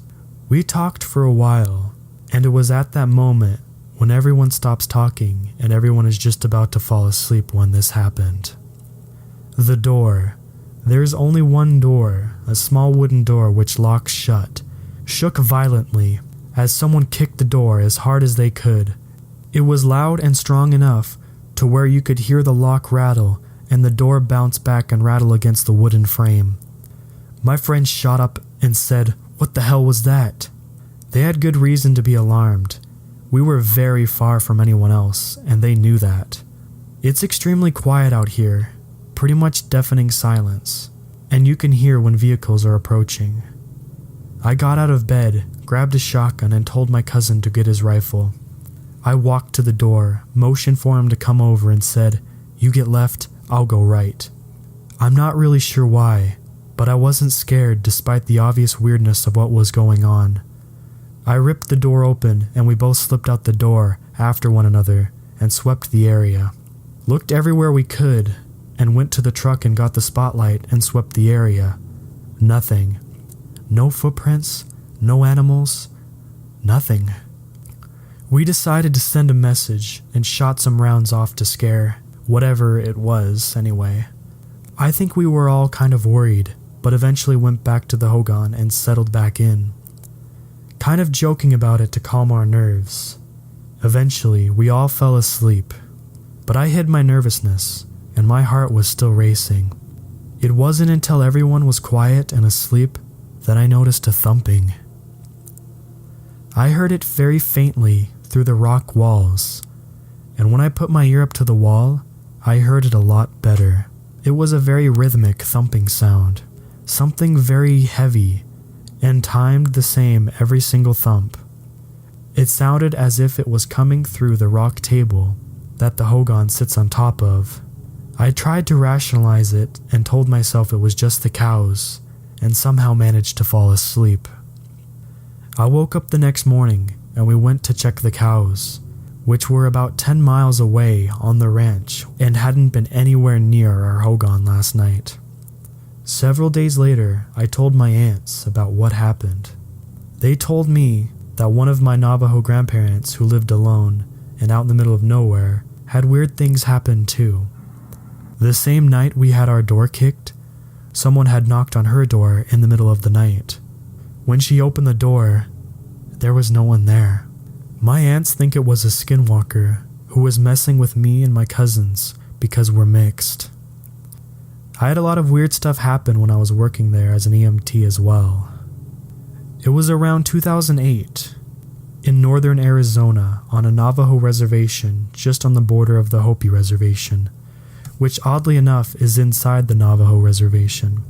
I was working as an EMT for the tribe and had just gotten my medical license a few weeks ago, and it was on one of my first shift where I wasn't third hand on the ambulance with 2 other EMTs. I was working night shift on a spring night. It was a little chilly, but not cold enough to need a jacket. The moon wasn't really out, so it was another dark night on the res. We were stationed outside the emergency department, working from 7 p.m. to 7 a.m., and responding to 911 calls. We got paged out for a man-down call to the Hopi village with no other information. We usually asked assistance from the police department in securing the scene just because that's standard protocol. And a lot of times it's a nightmare call. There's a possibility of domestic violence or rowdy people. But as there's very few police present on the reservation, there were no police units available to respond with us. We were on our own. We responded code 2, lights but no sirens, and made our way to the village, which was only 10 minutes away. We arrived on scene and immediately saw the patient lying on the ground in the dirt in front of the house. It actually turned out to be a distant relative of mine somehow. I had never met or known him, but I think he was my cousin's distant uncle. He was breathing, but drunk and unconscious. He looked as though someone had either kicked him or stomped on his chest. Nothing required us to load and go, but we would transport him to the hospital to sober up and just to be safe. We checked in his house, found some drunks. Might have been the people who assaulted him, and kicked them out. Now it was partially dark, and in the Hopi village, in that section, there were no streetlights. The only lights we had were the big lights on the side of our ambulance, which cast a big circle of light around the unit. There weren't any porch lights either, so it was pretty dark aside from the ambulance area. What I first noticed was quite weird. A few residents came out of their houses, which was odd because it was 2 a.m. But this village is small, so I didn't think much of it. It was pretty eerie though, because they all stayed just on the outside of the line which the light made. I could tell that they were just neighbors, but they seemed reluctant to walk into the light. At first we arrived, there were lots of dogs barking, and all of the normal noises, birds, cars, bugs, etc. We were outside by the patient, just about to get him onto the stretcher when everything changed. Out of nowhere, there was an incredibly loud howling, which pretty much sounded like a werewolf in a movie. It lasted for a good 15 seconds, long enough to make us freeze and look at each other. It sounded almost exactly like a wolf, but was odd because it sounded like a person doing a wolf call. But it was way too loud to be done by a person unless they were standing right next to us. You could actually feel the reverberate through your body. I had lived there for about a year at this point, so I wasn't super new, but knew enough to where I looked at my partner with a "is this normal?" look. Somehow he knew I was asking without verbalizing it. and shrugged while looking around nervously. I looked back around and all the people were gone in an instant. There was no one around whatsoever. You wouldn't have known that they were even there. Even the people we kicked out of the house were nowhere to be seen, and all of the normal noises were gone. All of the dogs immediately stopped barking, which usually doesn't happen. If anything, the opposite usually happens when there's a noise. Dogs go crazy. We took the sign of everyone getting out of there as a cue to get out. My partner said, "Let's get the hell out of here," and we loaded the patient and were driving out of the village, probably the fastest I've ever seen a non-crucial patient get transported. It wasn't until years later I moved away. I saw the Navajo Cops episode of The Howler, but I found it pretty interesting, considering the area that the episode was pretty far from where we were. Edit. I don't know if that was a skinwalker, or really what it was. Take it as you will.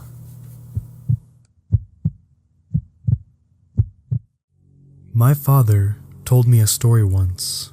I'll never forget it, for a few reasons. I think it's the first story he ever told me as a child. It's also the story of how my grandfather died, but honestly, that isn't the reason. You hear stories on TV, or sometimes you overhear something in a public place. People talk about ghosts, aliens, and you think to yourself, that isn't real. They're making it up, or they're mistaken, or they're crazy, or something like that. You just can't believe it until something happens. Something that brings it all together, connects the dots in a way you didn't think of before. Maybe it happens to you. Maybe you hear it. Maybe you hear the same story again and again, happening to different people. It doesn't take long for the world to become a lot bigger than you thought it was. As I said, this is a story my father told me, but I never believed it, even though he swore up and down it was true. It wasn't until I started clicking around the internet I started to believe. I started to hear other stories, just like the one my father told me. It didn't take me long to believe in the rake. That's not what my father called it, of course. He's never used the internet in his life. He wouldn't know of what the consensus has taken to naming it. When he chose to call it something other than it or that thing, he called it Skinwalker, after an old Cherokee tale his grandfather told him. But I'll tell you the story the way he told it to me. We were out hunting one night, he'd tell me. Coyotes. We'd kill them for $50 a skin. They lived in a dairy farm in Ohio. They'd kill calves sometimes. We'd do it every night because we needed the money. Sometimes, while we were out, we'd come across a deer and kill it. Our landlord didn't mind, and it could feed our family for a few nights and save us some money. Anyway, we were done making our rounds and began heading home, walking, because we didn't have a car or some four-wheeler back then. We'd cut through the woods. That's when we came upon it. Blood everywhere, splattered on the trees, in the grass, in the creek, everywhere. At first, we figured it was a pack of coyotes. We'd seen it sometimes. They can't scavenge and start hunting a deer or cattle. The worst was when they bred with feral dogs. But this wasn't like that. See, when a pack of dogs or wolves or coyotes attack something, they do it right. They pick off the one that's weak or sick or old or just small. They hunt it, draw it into a corner, someplace it can't get out of, and they'll run it right into the biggest one, the alpha. And that deer will never see the alpha. It might hear it, but it won't see it. It'll just notice that its throat's gone, and then it'll drop dead. It's quick and clean. That wasn't what happened here. Something had ran up on a den of deer. Coyotes won't attack a den, wolves neither, because they'd get too much of a fight. There were three bodies. just torn apart. You'd see a head there, a leg there, a torso here. Predators don't do that. They don't leave behind scraps. What had done this hadn't done it for food. It had done it for fun. But we didn't know that. We saw a bunch of carcasses, and we think it's something we gotta take care of. I remember my dad telling me to go home. He thought it was a pack of feral dogs.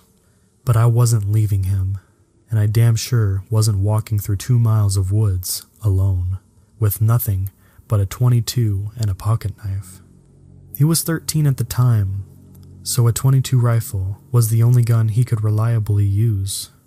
Dad had a shotgun, and I wasn't going anywhere without it. It took me a while to convince him, but finally we began tracking whatever did that. It wasn't hard either. We just followed the blood. Either that thing bled before it got away, or it dragged one for a mile. I don't know. I know I'd never seen my dad scared before that night. We started hearing noises. I've been in a lot of woods in my life. I've been all over the world, and I haven't ever heard noises like I heard that night. I heard things screaming. Heard deer, a fox, and rabbits, and a raccoon, and birds. Just scared. Keep in mind, this is maybe 12 or 1 o'clock. Except the fox and some birds. Nothing was supposed to be even awake. But they aren't just awake. They were moving. I saw flocks of birds, just trying to get out of there. We came up on a pack of coyotes. Nearly shot a couple of them, thinking it was what we were looking for. But then we saw they were running towards us, then right past us. Didn't even notice. Then some deer did the same. Then some rabbits, squirrels, foxes, and even a couple wild hogs. These things were supposed to be eating each other, and the only thing they cared about was getting out of there. We should have put it together that maybe whatever we were tracking, it wasn't something we were supposed to see, and wasn't something we could kill. I don't know why we didn't just go home. I guess we were curious. I think that was my dad's nature, to go toward trouble, to fight.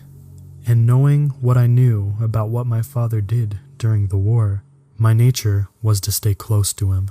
We finally get into an open valley.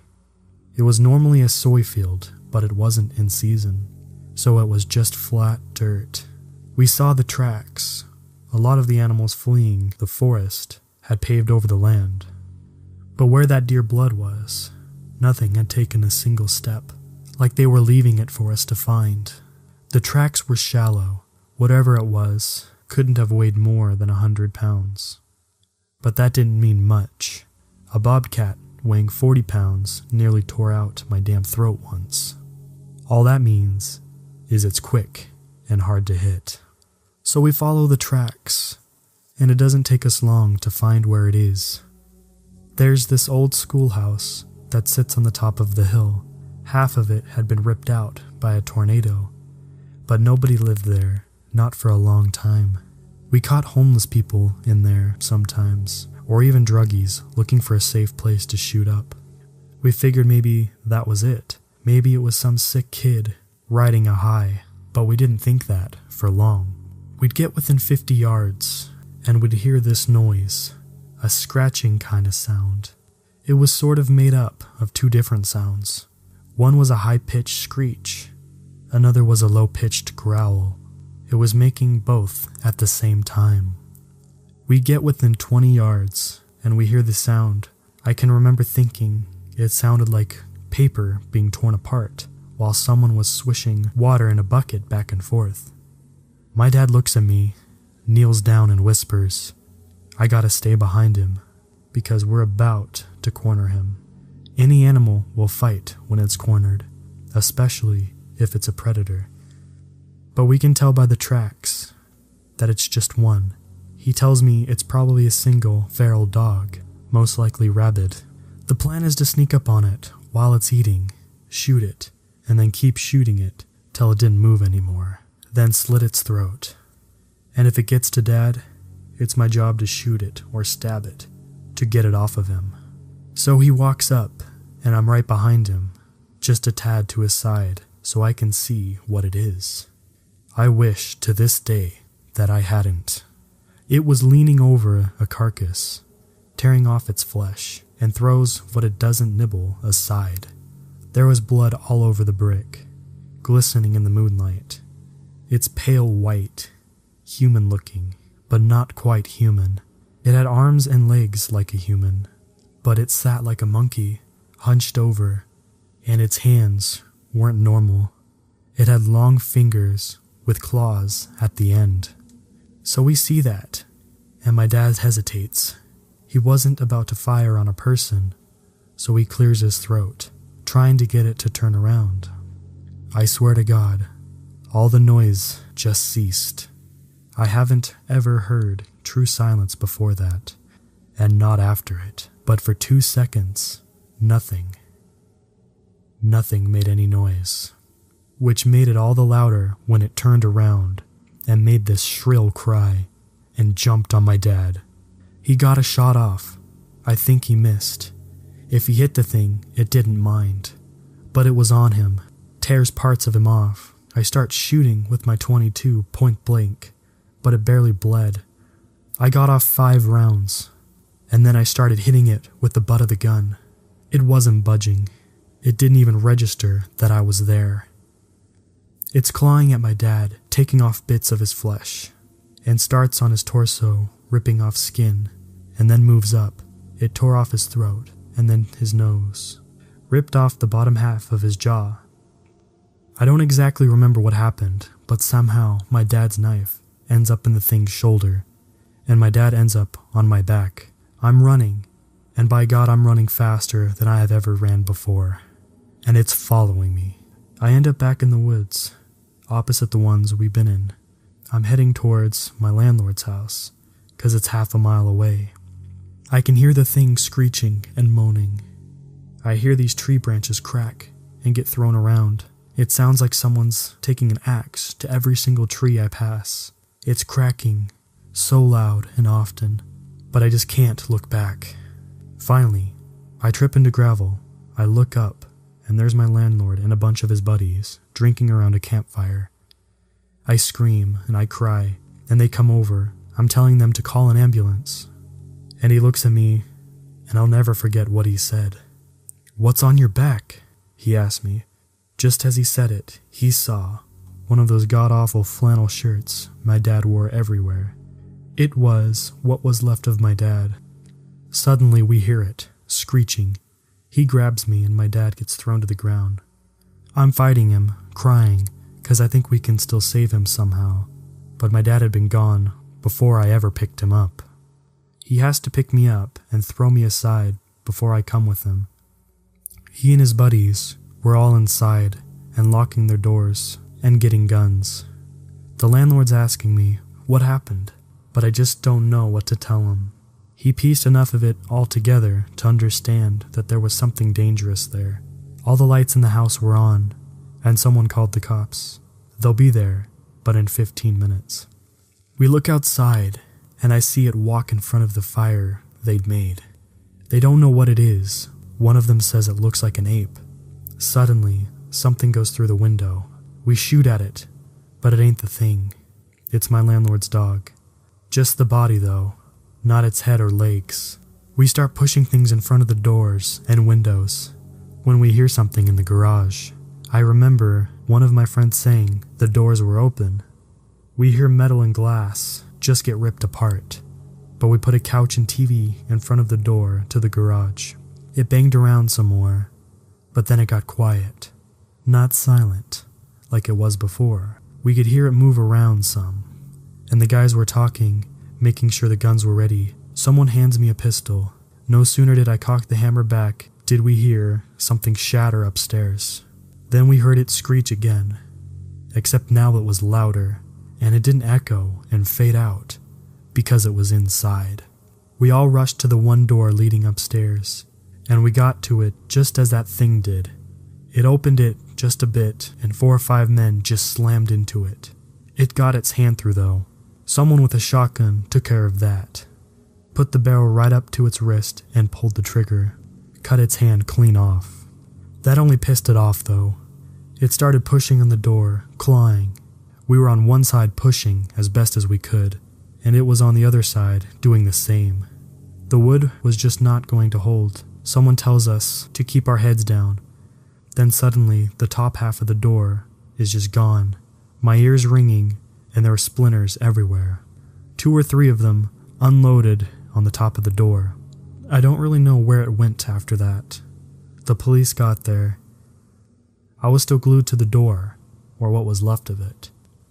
The sun was up before they got me off it. They put me in the hospital for a while. A lot of the people talked to me, but I didn't talk back. Not for a long, long time. When I got back home, I got a job for the landlord, working on the farm. We didn't talk much, not about the thing, but I signed up for the army when I was 19, and he'd sat me down to drink some scotch as a send-off. I asked him right away what the police told him. The story they went with was a wild animal, probably a wolf or maybe a bear that had migrated north. I asked him how could they say that when they had the hand. He looks at me stunned. He tells me the hand never made it back to the station. The cop who had it in his car wrecked into a tree and died on impact. The hand was never found, probably taken away by an animal. The cops, when they would acknowledge the hand existed at all, said it simply was the paw of a bear and it looked like a human hand. I never talked to the landlord again. He went missing when I was in basic. Never found him. They say he owed some people money and just ran away. But I don't think it's that simple. I never went back to those woods. I wouldn't even if I had the whole US Army on my back. I don't think my father felt he had anything left, and that he might as well settle old scores. He went into those woods. He never came back. The FBI was called. They did a show for everyone involved, but I knew they weren't really looking. I had to get one drunk and slip him a few 50s before he finally told me that they got a few calls about those woods every year, about someone up and vanishing. But that was all he wanted to tell me. Before he got up and left with the rest of the team, he wrote, "The Rake," onto a napkin. I didn't know what it meant until I searched for it on the internet. Honestly, I would have rather not known.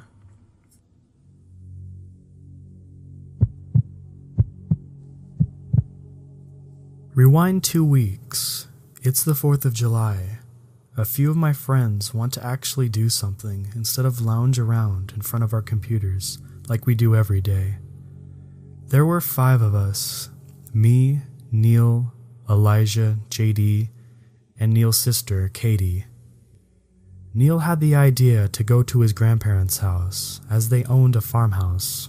We live in Texas, so having that much space, especially with other houses being half a mile out, it was the perfect place to pop fireworks without getting into too much trouble.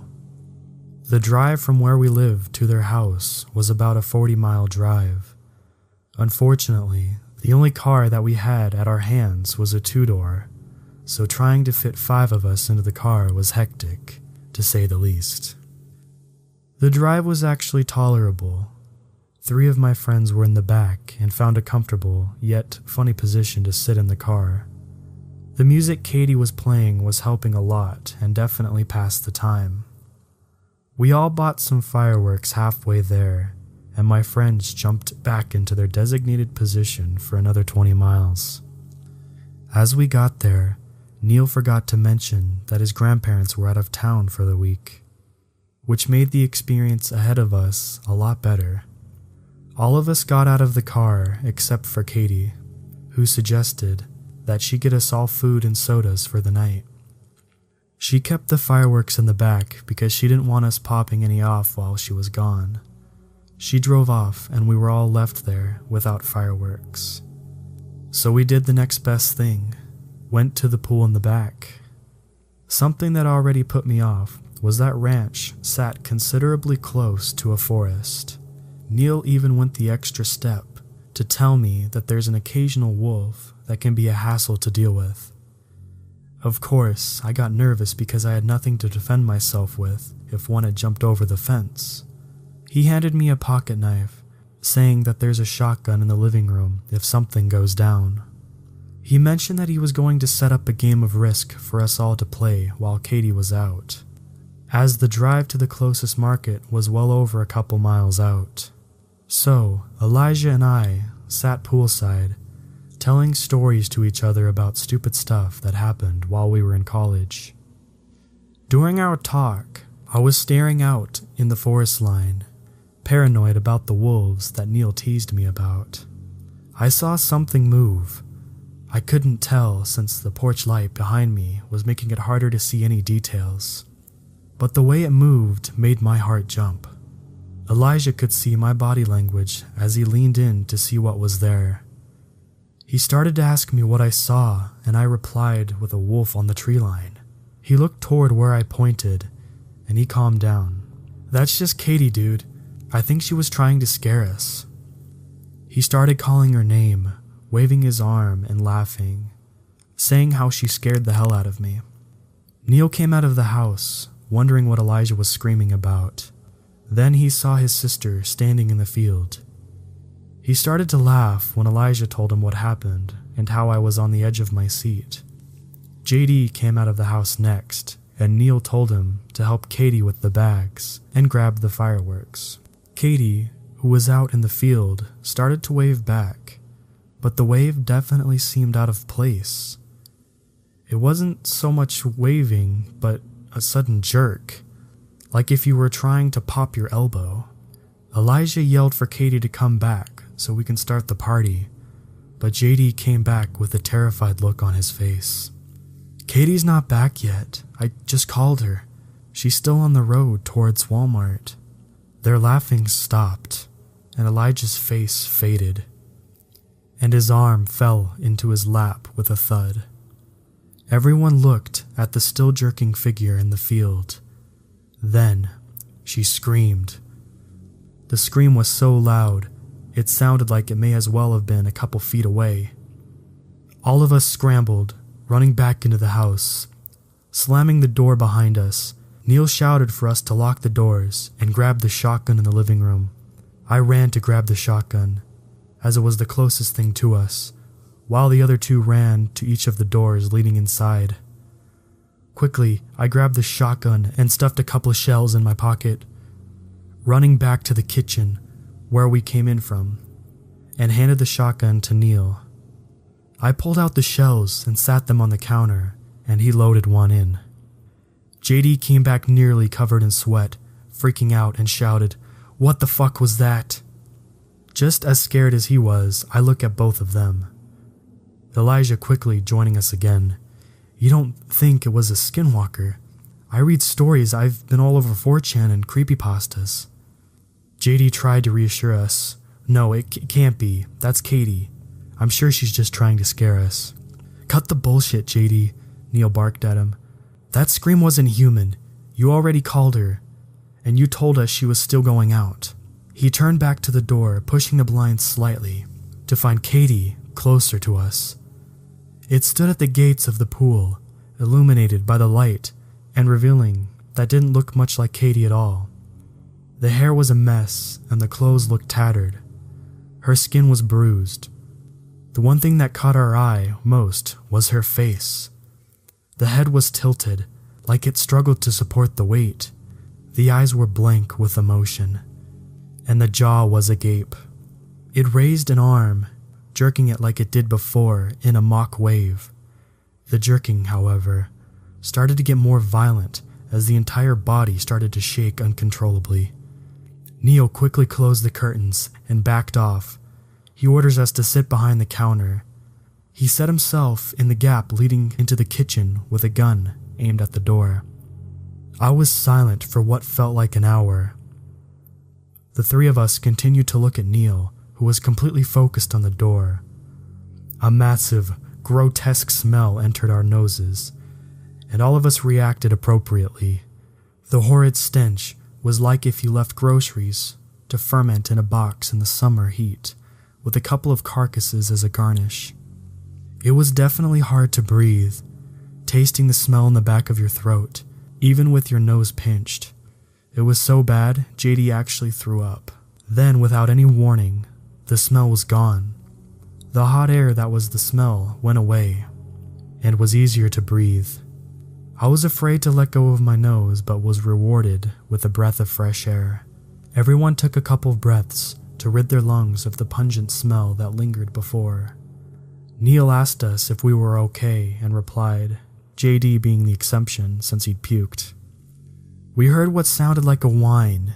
It sounded like a mix between a dog and a child about to cry. It was coming from the porch door, but from the front where we came in from the car. All of us stood up, Neil moving forward as we stayed back. We knelt down by the stairs, still hearing this whining. It didn't hit me until we positioned ourselves, but it sounded like something was trying to talk for the first time, like an animal. In a raspy, but still high-pitched voice, I could make out a very small portion of what it was trying to say. Gee, fuck, hot. It kept repeating this until it started to sound more enunciated, more human. What the fuck was that? It sounded like JD. Same accent, same speech pattern, same voice. JD started to shiver. His breath was getting shallow. He shouted back in a scared voice I'd never heard come from his mouth until now. Get out. Leave us alone. Get the fuck out. Leave us alone. Get out. The last words that we heard were in the same scream we heard when we saw it initially. It started to pound on the door. Not like it was trying to force itself in, but like an impatient knock. It started to scream in the same pitch we heard it when we initially saw it. Get out! Get out! Get out! It terrified all of us. The inhuman screams, the polite pounding on the door. I started crying. I thought this was it. Neil wasn't scared, like us. He was right pissed. He stood up storming towards the door, screaming. He swung open the door, pointing a shotgun at whatever was on the other side, pulling the trigger, filling all of our ears with the sound of a shotgun blast, and the ringing to follow. Neil stood at the door, huffing. His body language was wanting to rip this thing apart. I stood up, looking past his arm, seeing nothing but a shell on the ground. I looked up past his shoulders, seeing nothing on the driveway and the road leading back to where we came. He turned around, the adrenaline fading away, and a shaky voice coming from his mouth. We're not staying here.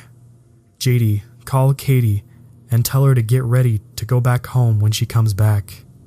The rest of the time, all of us were in the kitchen. The shotgun sat on the counter with several shells near the butt of the gun. None of us wanted to say anything.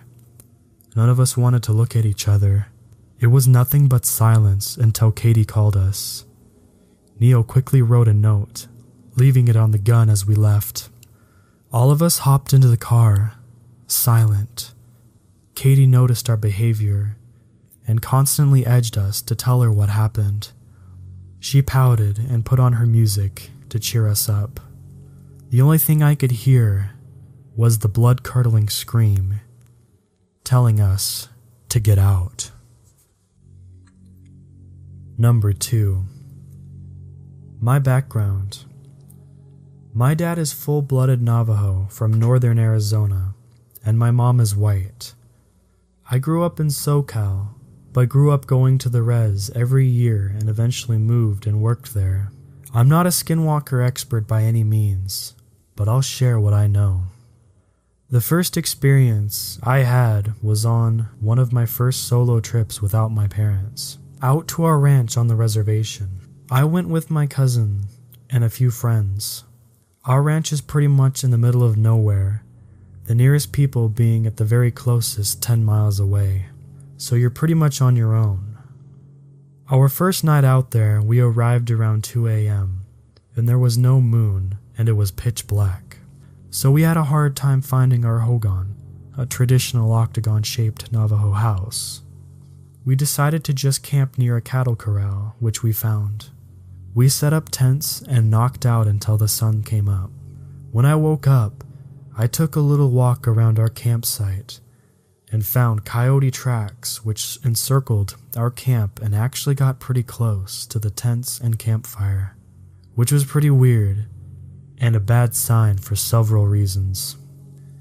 The rest of the day went without incident. We woke up, cooked breakfast, explored the rim of the Grand Canyon on the reservation side, and checked out old hogans in the area.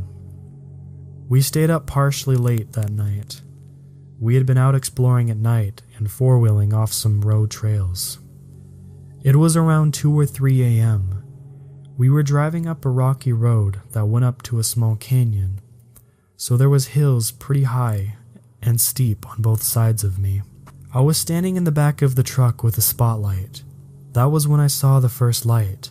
The best way to describe what I saw was the visual effect of when you're standing in a room and someone behind you takes a picture with a flash. There was a brief instant in which everything lit up behind me, but it was a dull orange reddish light. I turned around towards where it came from and shined the light around, but there was nothing there whatsoever. Just a bunch of rocks. We thought it was weird, but kept driving. Once on top of the hill, we stopped to look around and noticed the weird light again, but this time it was far away, at least several miles. It was the same color, but looked like a muzzle flash from a gun. I waited and waited to hear the gunshot, thinking it was people like us shooting at night. But it never came. Then we saw another flash, but this time it was several miles west, and a bit closer. Then another closer and closer, within a few minutes. We decided it was a little weird without talking about it, turned around and went to the hogan this time. We didn't really talk about the lights for some reason, and we all settled down in the hogan. There was myself, my cousin, and my 2 white friends. We talked for a while, and it was at that moment when everyone stops talking and everyone is just about to fall asleep when this happened. The door. There's only one door, a small wooden door which locks shut, shook violently as someone kicked the door as hard as they could. It was loud and strong enough to where you could hear the lock rattle and the door bounce back and rattle against the wooden frame. My friends shot up and said, "What the hell was that?" They had good reason to be alarmed. We were very far from anyone else, and they knew that. It's extremely quiet out here, pretty much deafening silence, and you can hear when vehicles are approaching. I got out of bed, grabbed a shotgun, and told my cousin to get his rifle. I walked to the door, motioned for him to come over, and said, "You get left, I'll go right." I'm not really sure why, but I wasn't scared despite the obvious weirdness of what was going on. I ripped the door open and we both slipped out the door after one another and swept the area. Looked everywhere we could and went to the truck and got the spotlight and swept the area. Nothing. No footprints, no animals, nothing. We decided to send a message and shot some rounds off to scare whatever it was anyway. I think we were all kind of worried, but eventually went back to the hogan and settled back in, kind of joking about it to calm our nerves. Eventually, we all fell asleep, but I hid my nervousness, and my heart was still racing. It wasn't until everyone was quiet and asleep that I noticed a thumping. I heard it very faintly through the rock walls, and when I put my ear up to the wall, I heard it a lot better. It was a very rhythmic thumping sound, something very heavy, and timed the same every single thump. It sounded as if it was coming through the rock table that the hogan sits on top of. I tried to rationalize it and told myself it was just the cows, and somehow managed to fall asleep. I woke up the next morning and we went to check the cows, which were about 10 miles away on the ranch and hadn't been anywhere near our hogan last night. Several days later, I told my aunts about what happened. They told me that one of my Navajo grandparents who lived alone and out in the middle of nowhere had weird things happen too. The same night we had our door kicked, someone had knocked on her door in the middle of the night.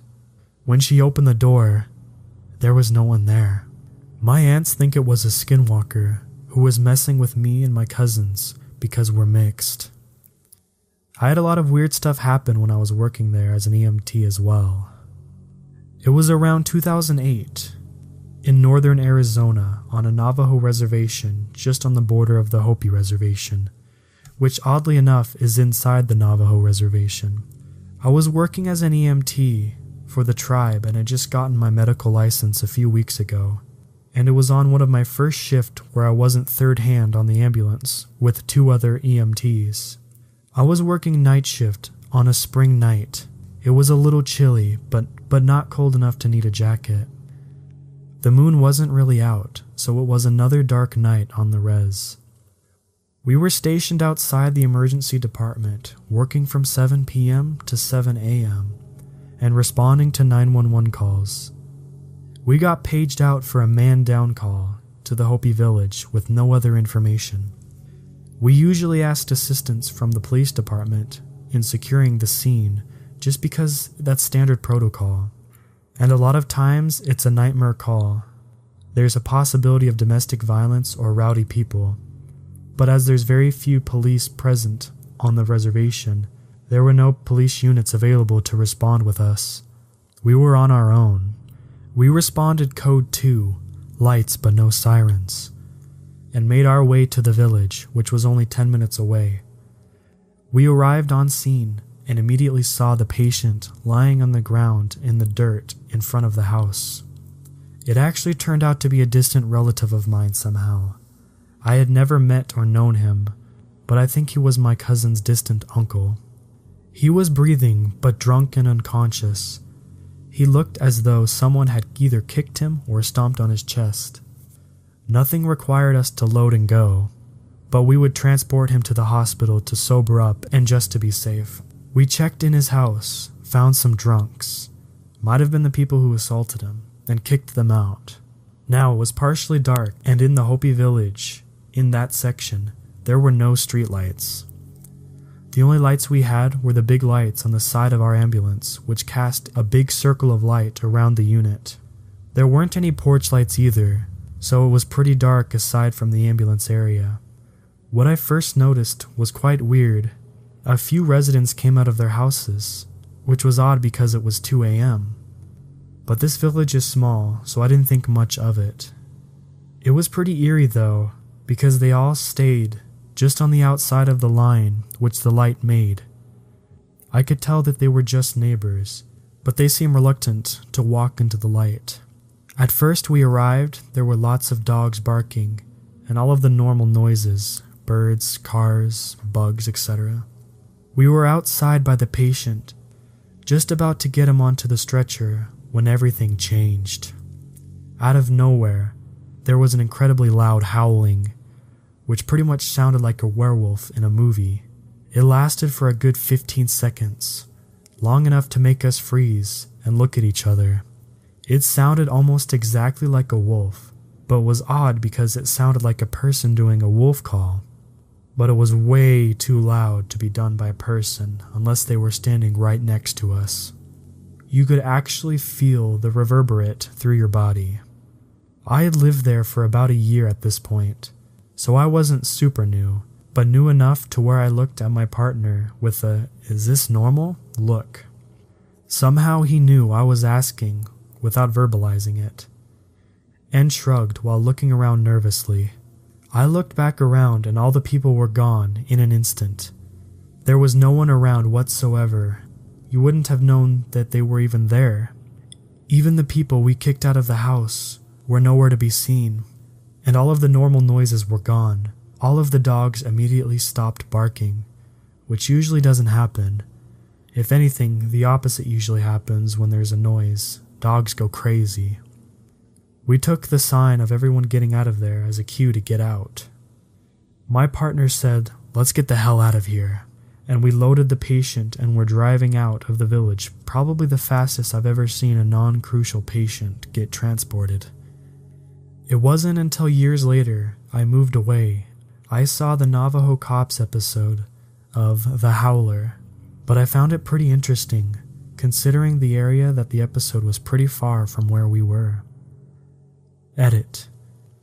I don't know if that was a skinwalker, or really what it was. Take it as you will.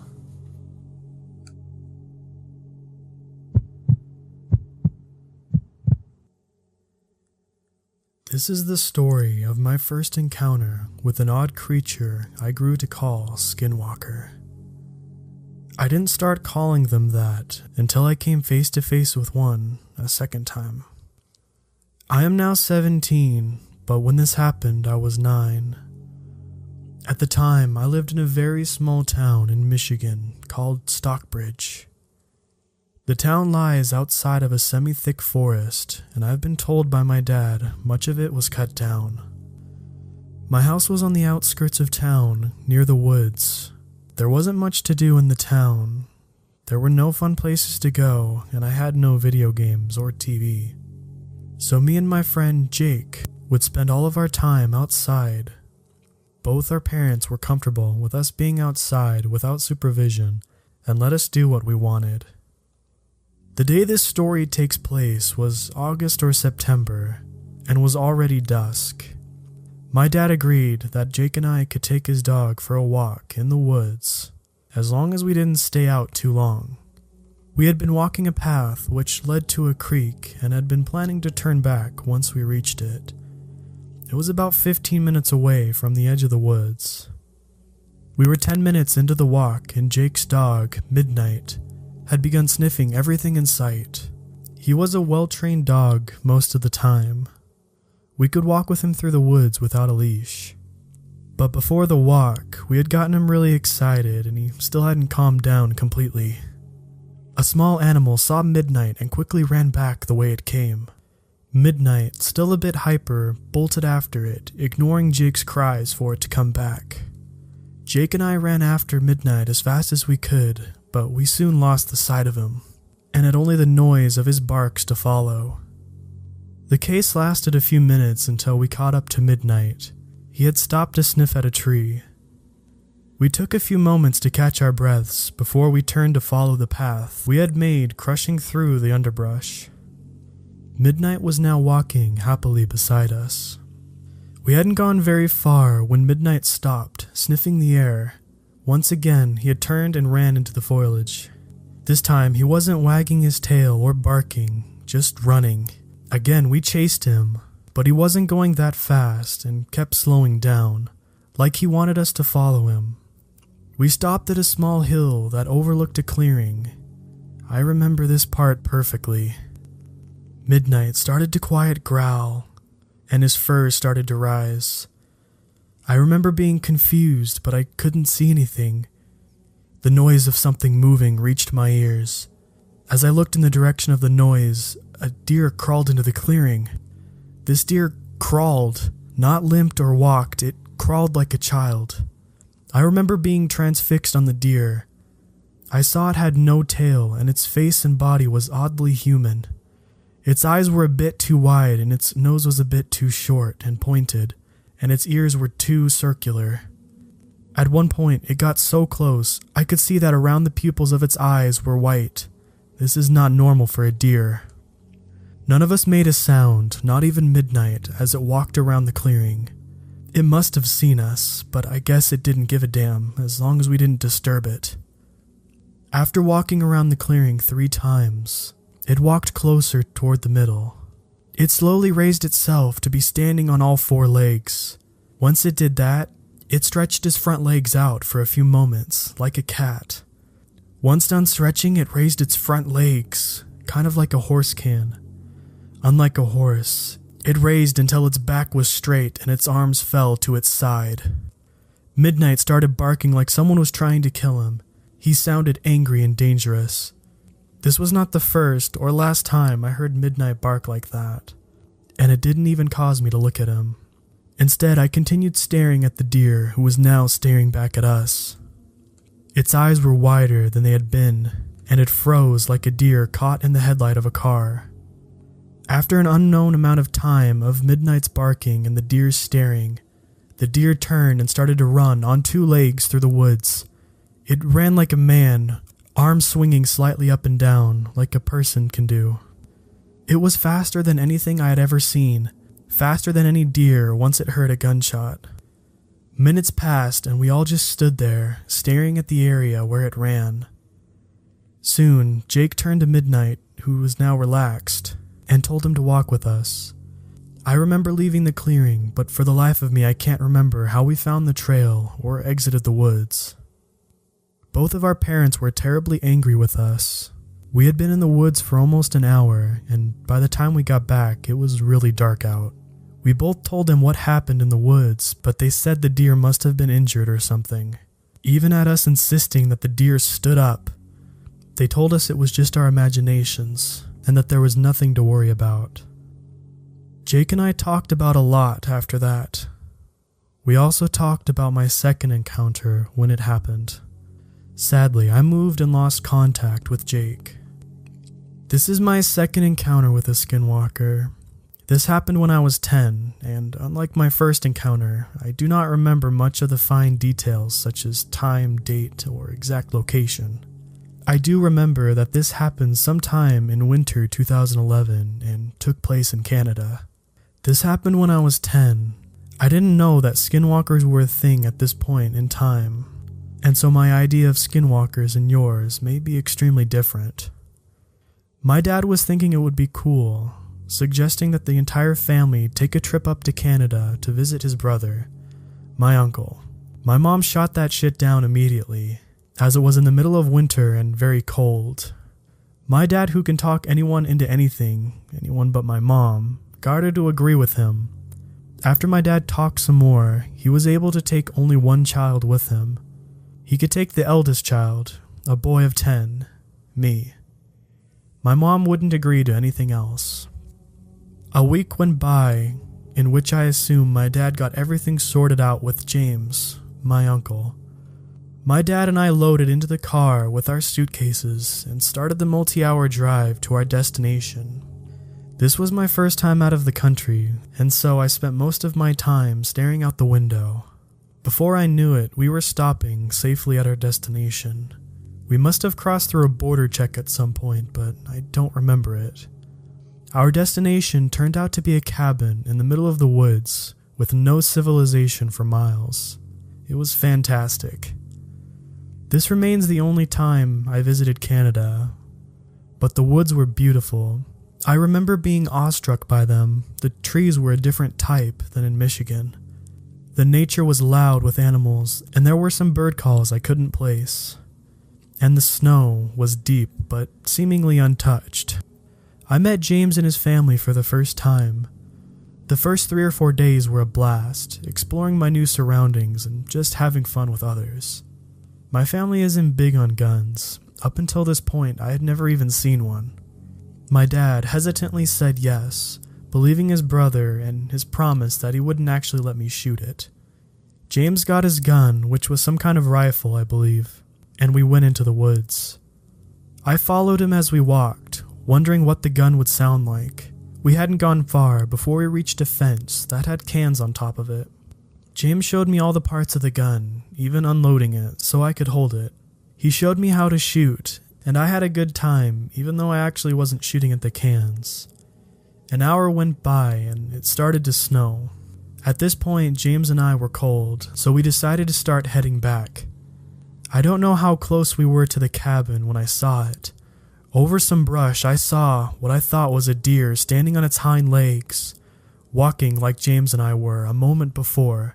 I went running towards it, all of my memories of the previous year's running deer flooding through my head. Running deer was what Jake and I started calling it, thinking that it was a name that fit the creature well. James saw me running and must have seen what I was running towards. It was massive, bigger than a deer by at least 1.5 feet. He quickly caught up with me and put his hand in front of me to stop me from going any closer. We just watched it for a bit. At first it had its back turned to us, and I could see it didn't have a tail. After a few moments, it noticed us and turned around. Its face was unlike the deer's. Ears too round, nose too short and pointed, and its eyes too wide. Again, I could see the whites of its eyes. Other than that, the face was completely different from the deer's. For one, it was a moose, not a deer. Those two animals don't look much alike. For another, it looked surprised. The deer had seen us, but no emotion at all ever crossed its face. Not even when midnight had started barking. But the moose looked shocked. It looked like it had found an unknown creature. I watched the moose with curiosity and wonder. The moose looked at us with something in its eyes. I couldn't place it at the time. Years later, I was 12. I saw the same look in another creature's eye. The creature was a starving dog, guarding its kill from me as I walked by. That look was hunger. The moose started walking toward us. It didn't get 3 steps before I heard a gunshot. Immediately after the gun was fired, the tree directly behind the moose seemingly exploded. Without a moment's hesitation, the moose turned and ran, faster than anything that size should be able to move. I didn't watch it as it ran. I had fallen over, ears ringing. I had been wearing earmuffs while James was shooting earlier, but I had taken them off while we were walking back. The ringing gave way to a splitting headache. I have never been so close to a gun when it fired. I have heard that being close to a gun when fired can leave you close to death for a while, but the ringing seemed to wear off after a few minutes. James was in front of me when he shot. Maybe that had something to do with it. Anyway, once it was evident that my hearing was back, James made me promise not to tell anyone anything that just happened. Me being 10, I told my dad. James and I saw a moose, and it was standing just like a man, just like the deer. As soon as I got back, James was standing right behind me and everything. I remember James saying something like, "This kid's got one hell of an imagination," and my dad just started laughing. I have tried talking to James about this. I tried just before writing this, in fact, but he always seems to avoid the subject. He even went as far as to hang up on me when I tried pushing for information earlier. This is my 3rd story. At the time, I was 16 and lived in Massachusetts. I've also lived in Michigan and Wisconsin and have had encounters in both. I live near Boston, but was going on a road trip with my friend and his family out to their new place in the remote parts of Massachusetts. I'll call my friend Chad. We got to their house and I was planning to stay for about a week to help them get settled in and to see the surrounding area. At the edge of their property, they have these woods, which start off with just a few trees here and there, but after a 5-minute walk, it gets really dense. On the 3rd day of being there, Chad's mom says she wants to give me and Chad a day off, so we could do whatever we wanted. At first, we wandered around the property and hung around the house. Then we choose to walk to the closest town. This takes 30 minutes. The town is small and there isn't much to do, but I'm happy just to be back in a place like I lived for most of my life. Small and in the middle of nowhere. We talked to an owner of an ice cream shop, which told us a bit of history about the town, nothing important or exciting. After that, we had started back to Chad's house. We got back around noon, and I suggested we go for a walk in the woods. Chad, who isn't the outdoorsy type, said no, but after a couple minutes of me nagging him, he agreed to go.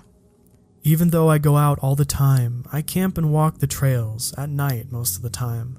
I have gotten paranoid due to skinwalkers and other stuff, so I always have a pocket knife with me when I go out like this. So I ran inside the house to get it. We started into the woods, leaving an obvious trail. Like I said, the woods were very thick. At first, Chad spends his time grumbling things like, "There's too many bugs. It's too damn warm outside to be doing things." Keep in mind, this was the last month in October. After a while, he started to enjoy being outside, and he actually says he liked it and wanted to go further into the woods. By now, it was 4:30 and it was rapidly getting dark, but I didn't really care that much. We kept walking into the dark to the point where I couldn't see much.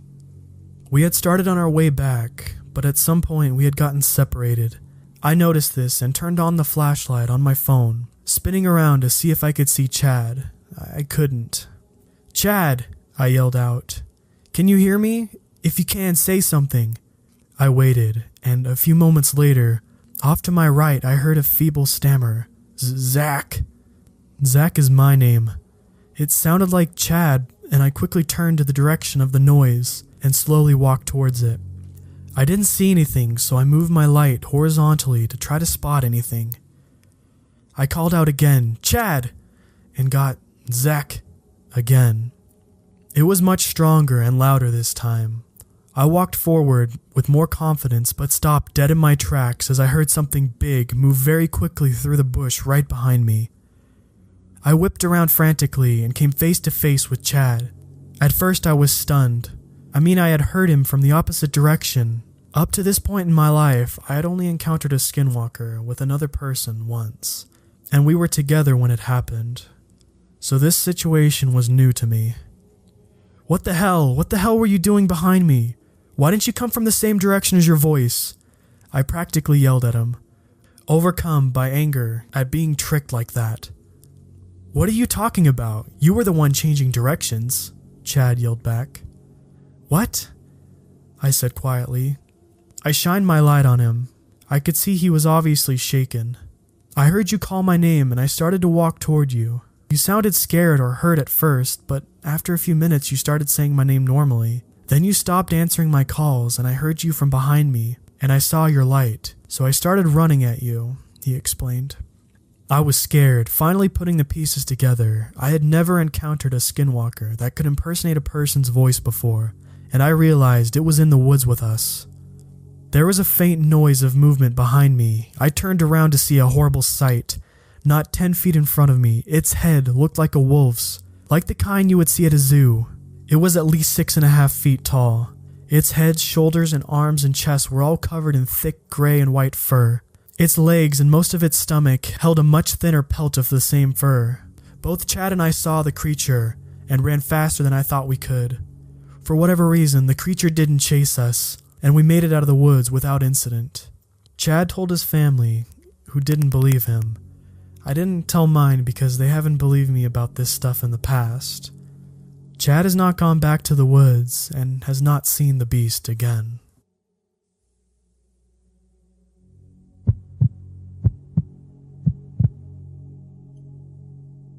I haven't thought about this in a good 10 years since it happened. I'll start at the beginning. My family moved to secluded Pennsylvania when I was 4. I was immediately entranced with living in the country, with several acres of woods behind us, and the house seemed so huge to me at the time. However, as a kid, I was always sensitive to spirits or energy, and there were definitely some creepy things going on in the house. So my parents noticed that I stayed with our dog Bambi a lot. He was a small sheepdog and my adventure buddy when we went walking in the woods. In case you're questioning my parents, they trusted me, as young as age 7, to walk around alone as long as I was with my dog. As he was very protective of me, my dad would give me his cell phone to carry with me just in case I needed any help. Up until I was 15, I spent a lot of time alone by choice. After school, I'd be home by 3:20. I'd eat lunch immediately and take Bambi out into the woods, and we'd explore the surrounding forests, fields, meadows, and ponds together. He was always right by my side and seemed really attuned to the spirit. If I felt something was in the house, he'd bark at it or whine, or I'd watch him follow it around. Usually, he picked up on the presence of something at the same time I would.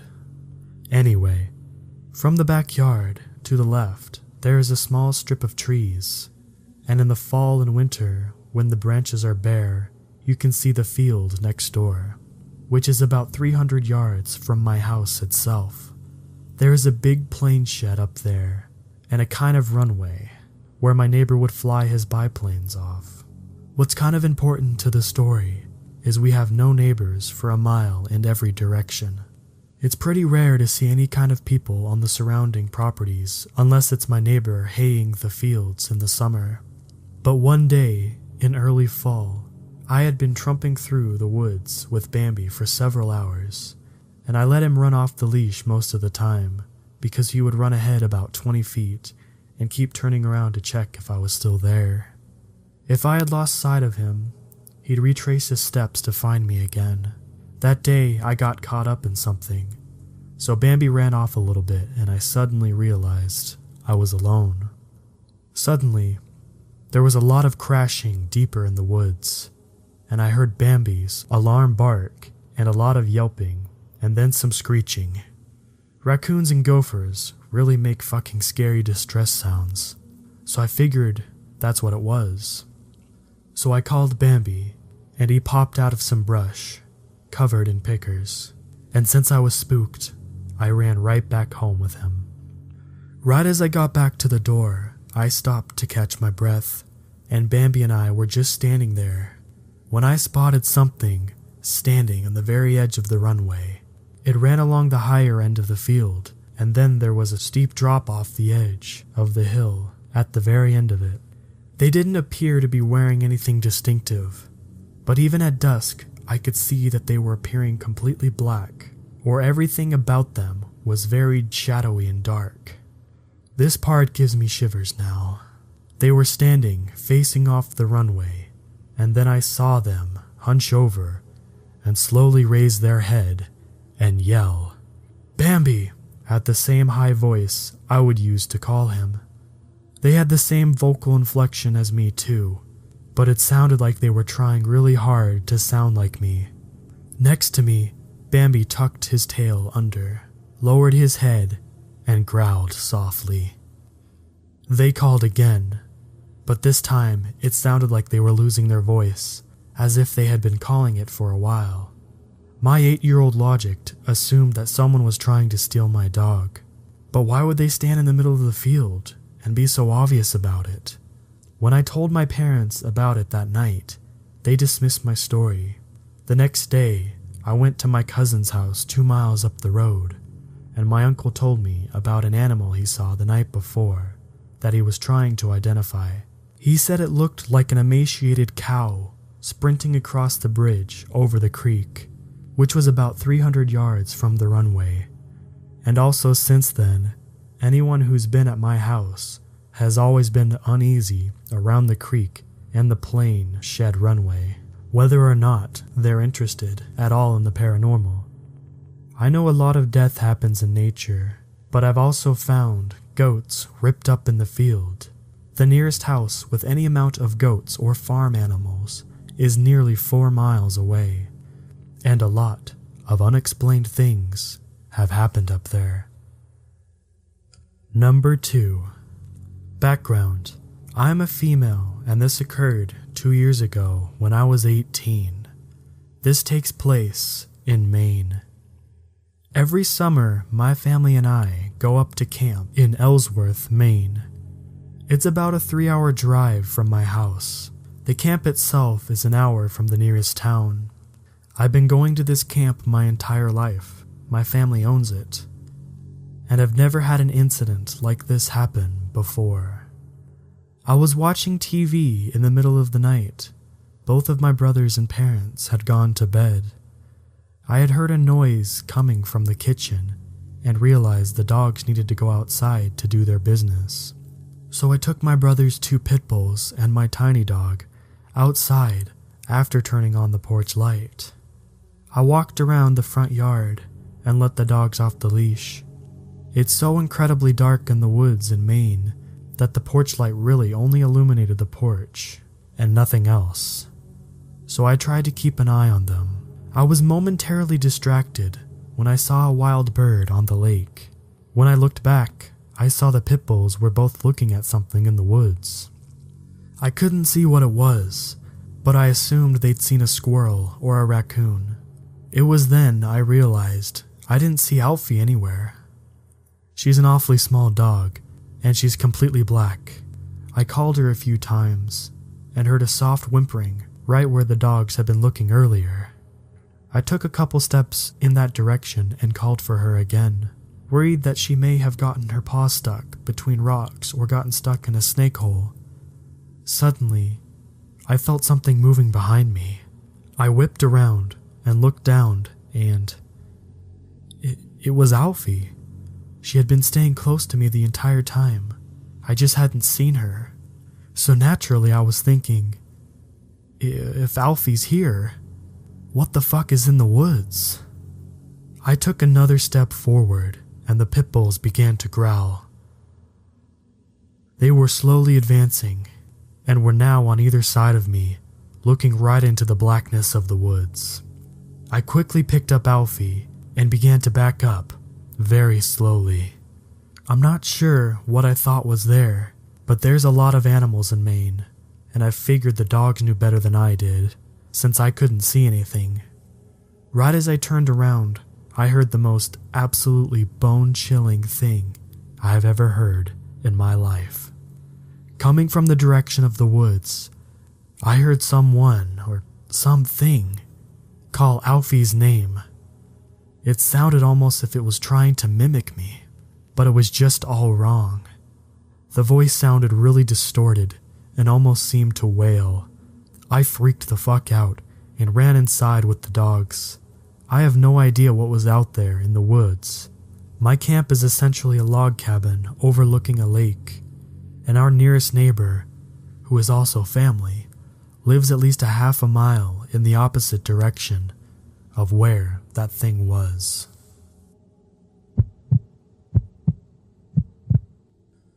So, I decided to join my best friend Karen for a 3-day stay at her grandmother's place on the reservation. Her grandmother lives near a place called Tuba City, Arizona, in the middle of nowhere but surrounded by secluded homes. We go to college together, and I was kind of interested to know about Navajo tradition. The first day we stayed, it was pretty chill, nothing out of the ordinary. But then her grandma, not old, around 65, said that a stray dog came out of nowhere and wouldn't leave. To me, it acted kind of strange and ugly looking. Black, shaggy coat, looked like a mix between a German Shepherd and a lab. That night, we were watching a movie in the living room. We had big windows that looked out into the front where the cars were parked, with the curtains wide open. Grandma was in the kitchen cooking dinner, and we were watching a movie. Next to the window is a medium bookshelf and where we keep our DVDs. Karen went to put back a DVD we had just watched, but she freaked out because that stray black dog was staring at us through the window, standing on top of the wood box outside. Not something normal dogs do, from my point of view or hers. Usually, my dog, which is a house dog, scratches the door to be let in. Reservation dogs aren't house dogs, and dogs inside houses are frowned upon in Navajo tradition, meant to protect the house and the owner. The other dogs seemed to stray away from it. Karen opened the door and yelled at it to get off the box. It ran off behind the shed. We went to Tuba City to get some groceries and came back to the house. The dog was nowhere to be seen, nothing unusual. Grandma went to visit some people, so it was just Karen and I. About 5 o'clock, we heard someone trying to open the door. We both looked out, since there had been no car heard and no dogs barking. We looked out the living room window to the door, and there was a dog trying to open the door with its paws. 2 paws wrapped around the brass doorknob, standing on its hind legs. I thought that was weird, but it didn't really freak me out. Karen was, though. She opened the door and chased it off. Grandma came back later, and Karen told her she didn't like what she heard. We got ready to sleep. We slept in the spare room since it had 2 beds. One of the window curtains opened a little. We turned off the light, but something sounded like it was on top of the roof. Pitter-patter, footsteps and scratching sounds, as well as panting. Weird, because the roof was way up there. It sounded like it jumped off onto a large plastic water barrel that they had. At first, we heard what sounded like barking, but as it grew louder, the dog seemed to be barking at something else. But all of a sudden, something was running around the house, barking, and it was no dog. No, it wasn't. The barking sounded human, a deep male voice barking, like it knew that we knew it wasn't a dog. Woof, woof, woof, ruff, ruff, arf, arf, just exactly like that, adding the W's, R's, and A's. Then panting again by the window, and we started freaking out. Karen decided to open the curtains to look out. In my opinion, that was stupid. There was a stray dog on its hind legs looking into our bedroom, but this time it stunk. And what I thought were two black holes in the neck. Another pair of eyes twinkled. Think of those ugly, glossy spider eyes staring at you, and the paws were deformed, looking like hands, and overgrown, somewhat thick, sharp fingernails. Again, both screaming and shutting the curtains closed. Grandma came running through the door, and seeing it, first thing she did was grab ashes from the fireplace, loaded 3 bullets into a shotgun from under her bed, blessed herself in Navajo, and went outside to shoot it, yelling in Navajo about how the thing wasn't welcomed here, and how it should get the hell out, and for it to go linger somewhere else. Them both being traditional, the next day they called a medicine man to come over and put cedar in the house. He prayed over everyone with cedar smoke and an eagle feather, blessed the place, and made us eat bitter herbs called eagle's gull or something, and gave me an old arrowhead. Apparently, I needed to carry one for protection, and a little pouch called a corn pullen. Seems to work pretty well. The medicine man said the dog was a skinwalker, which in Navajo is a long word, but I just call them Yoshis. The body of a stray dog, which was killed by the skinwalker, made an illusion, so we wouldn't know that it wasn't a real dog. He also said that skinwalkers tend to harm people by using some sort of human bone, straw, to spit at someone and get human bones into them. Doctors can't detect it, but the medicine man that day pulled a piece of a human skull out of my grandma's right shoulder, pretty big, about 2 inches long and 1 centimeter thick. It was real because we watched him pull it out of her. That was intense.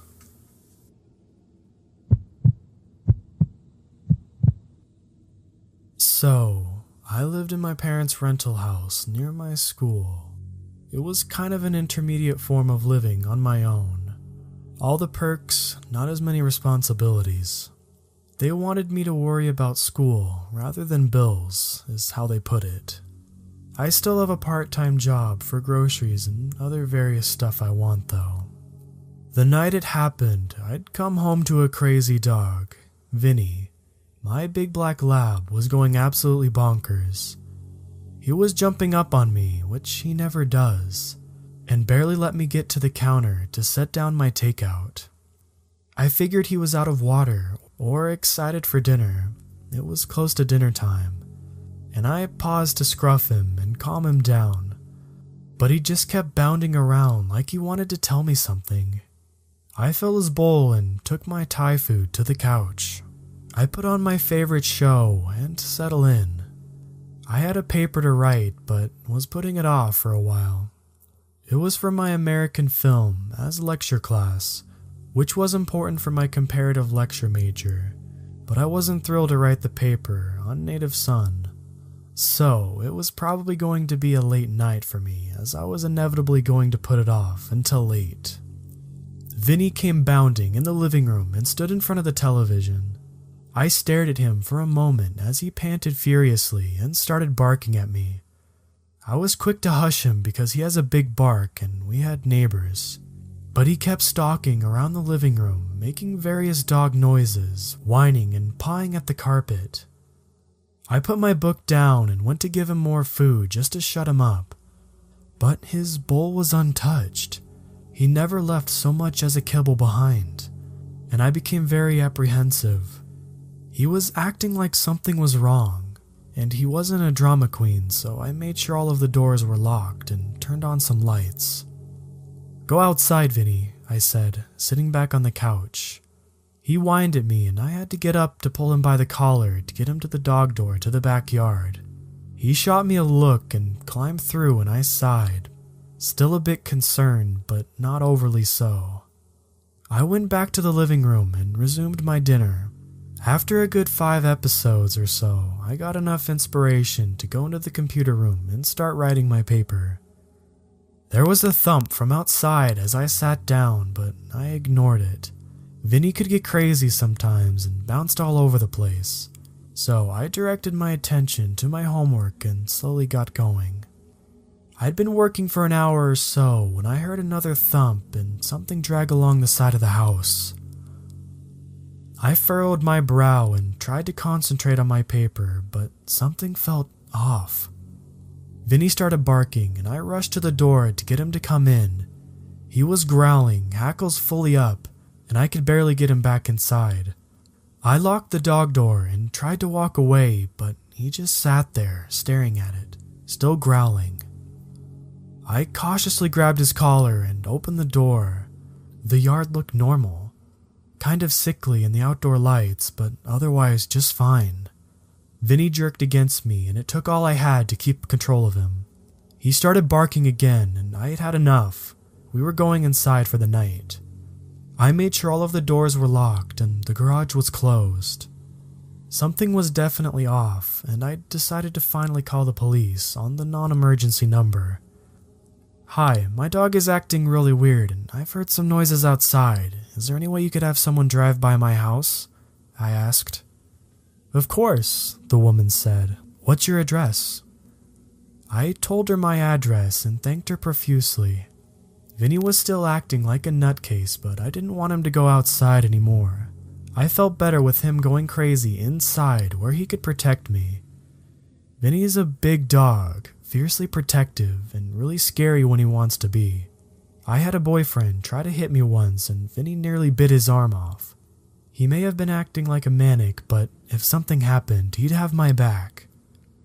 I sat back down at the computer and the measly 400 words I'd managed to write and listened to Vinny bark at the door.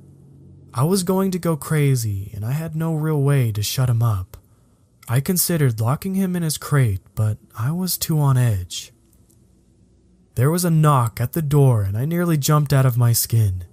Vinny started barking his head off, and I grabbed his collar again so I could open the door. 2 policemen stood on my porch. "We just wanted to let you know everything looks okay from the street," the first said, looking a bit nervous as I held the bouncing, growling beast by my collar. "Did you want us to check around back for you?" "Oh my gosh, would you?" I asked, relieved. "That would be wonderful, right through here," I said, showing them to the back door. They went out and walked around the lawn for a few minutes and then came back in. "It doesn't look like you have anything amiss," the other cop said, "but we'll drive by later."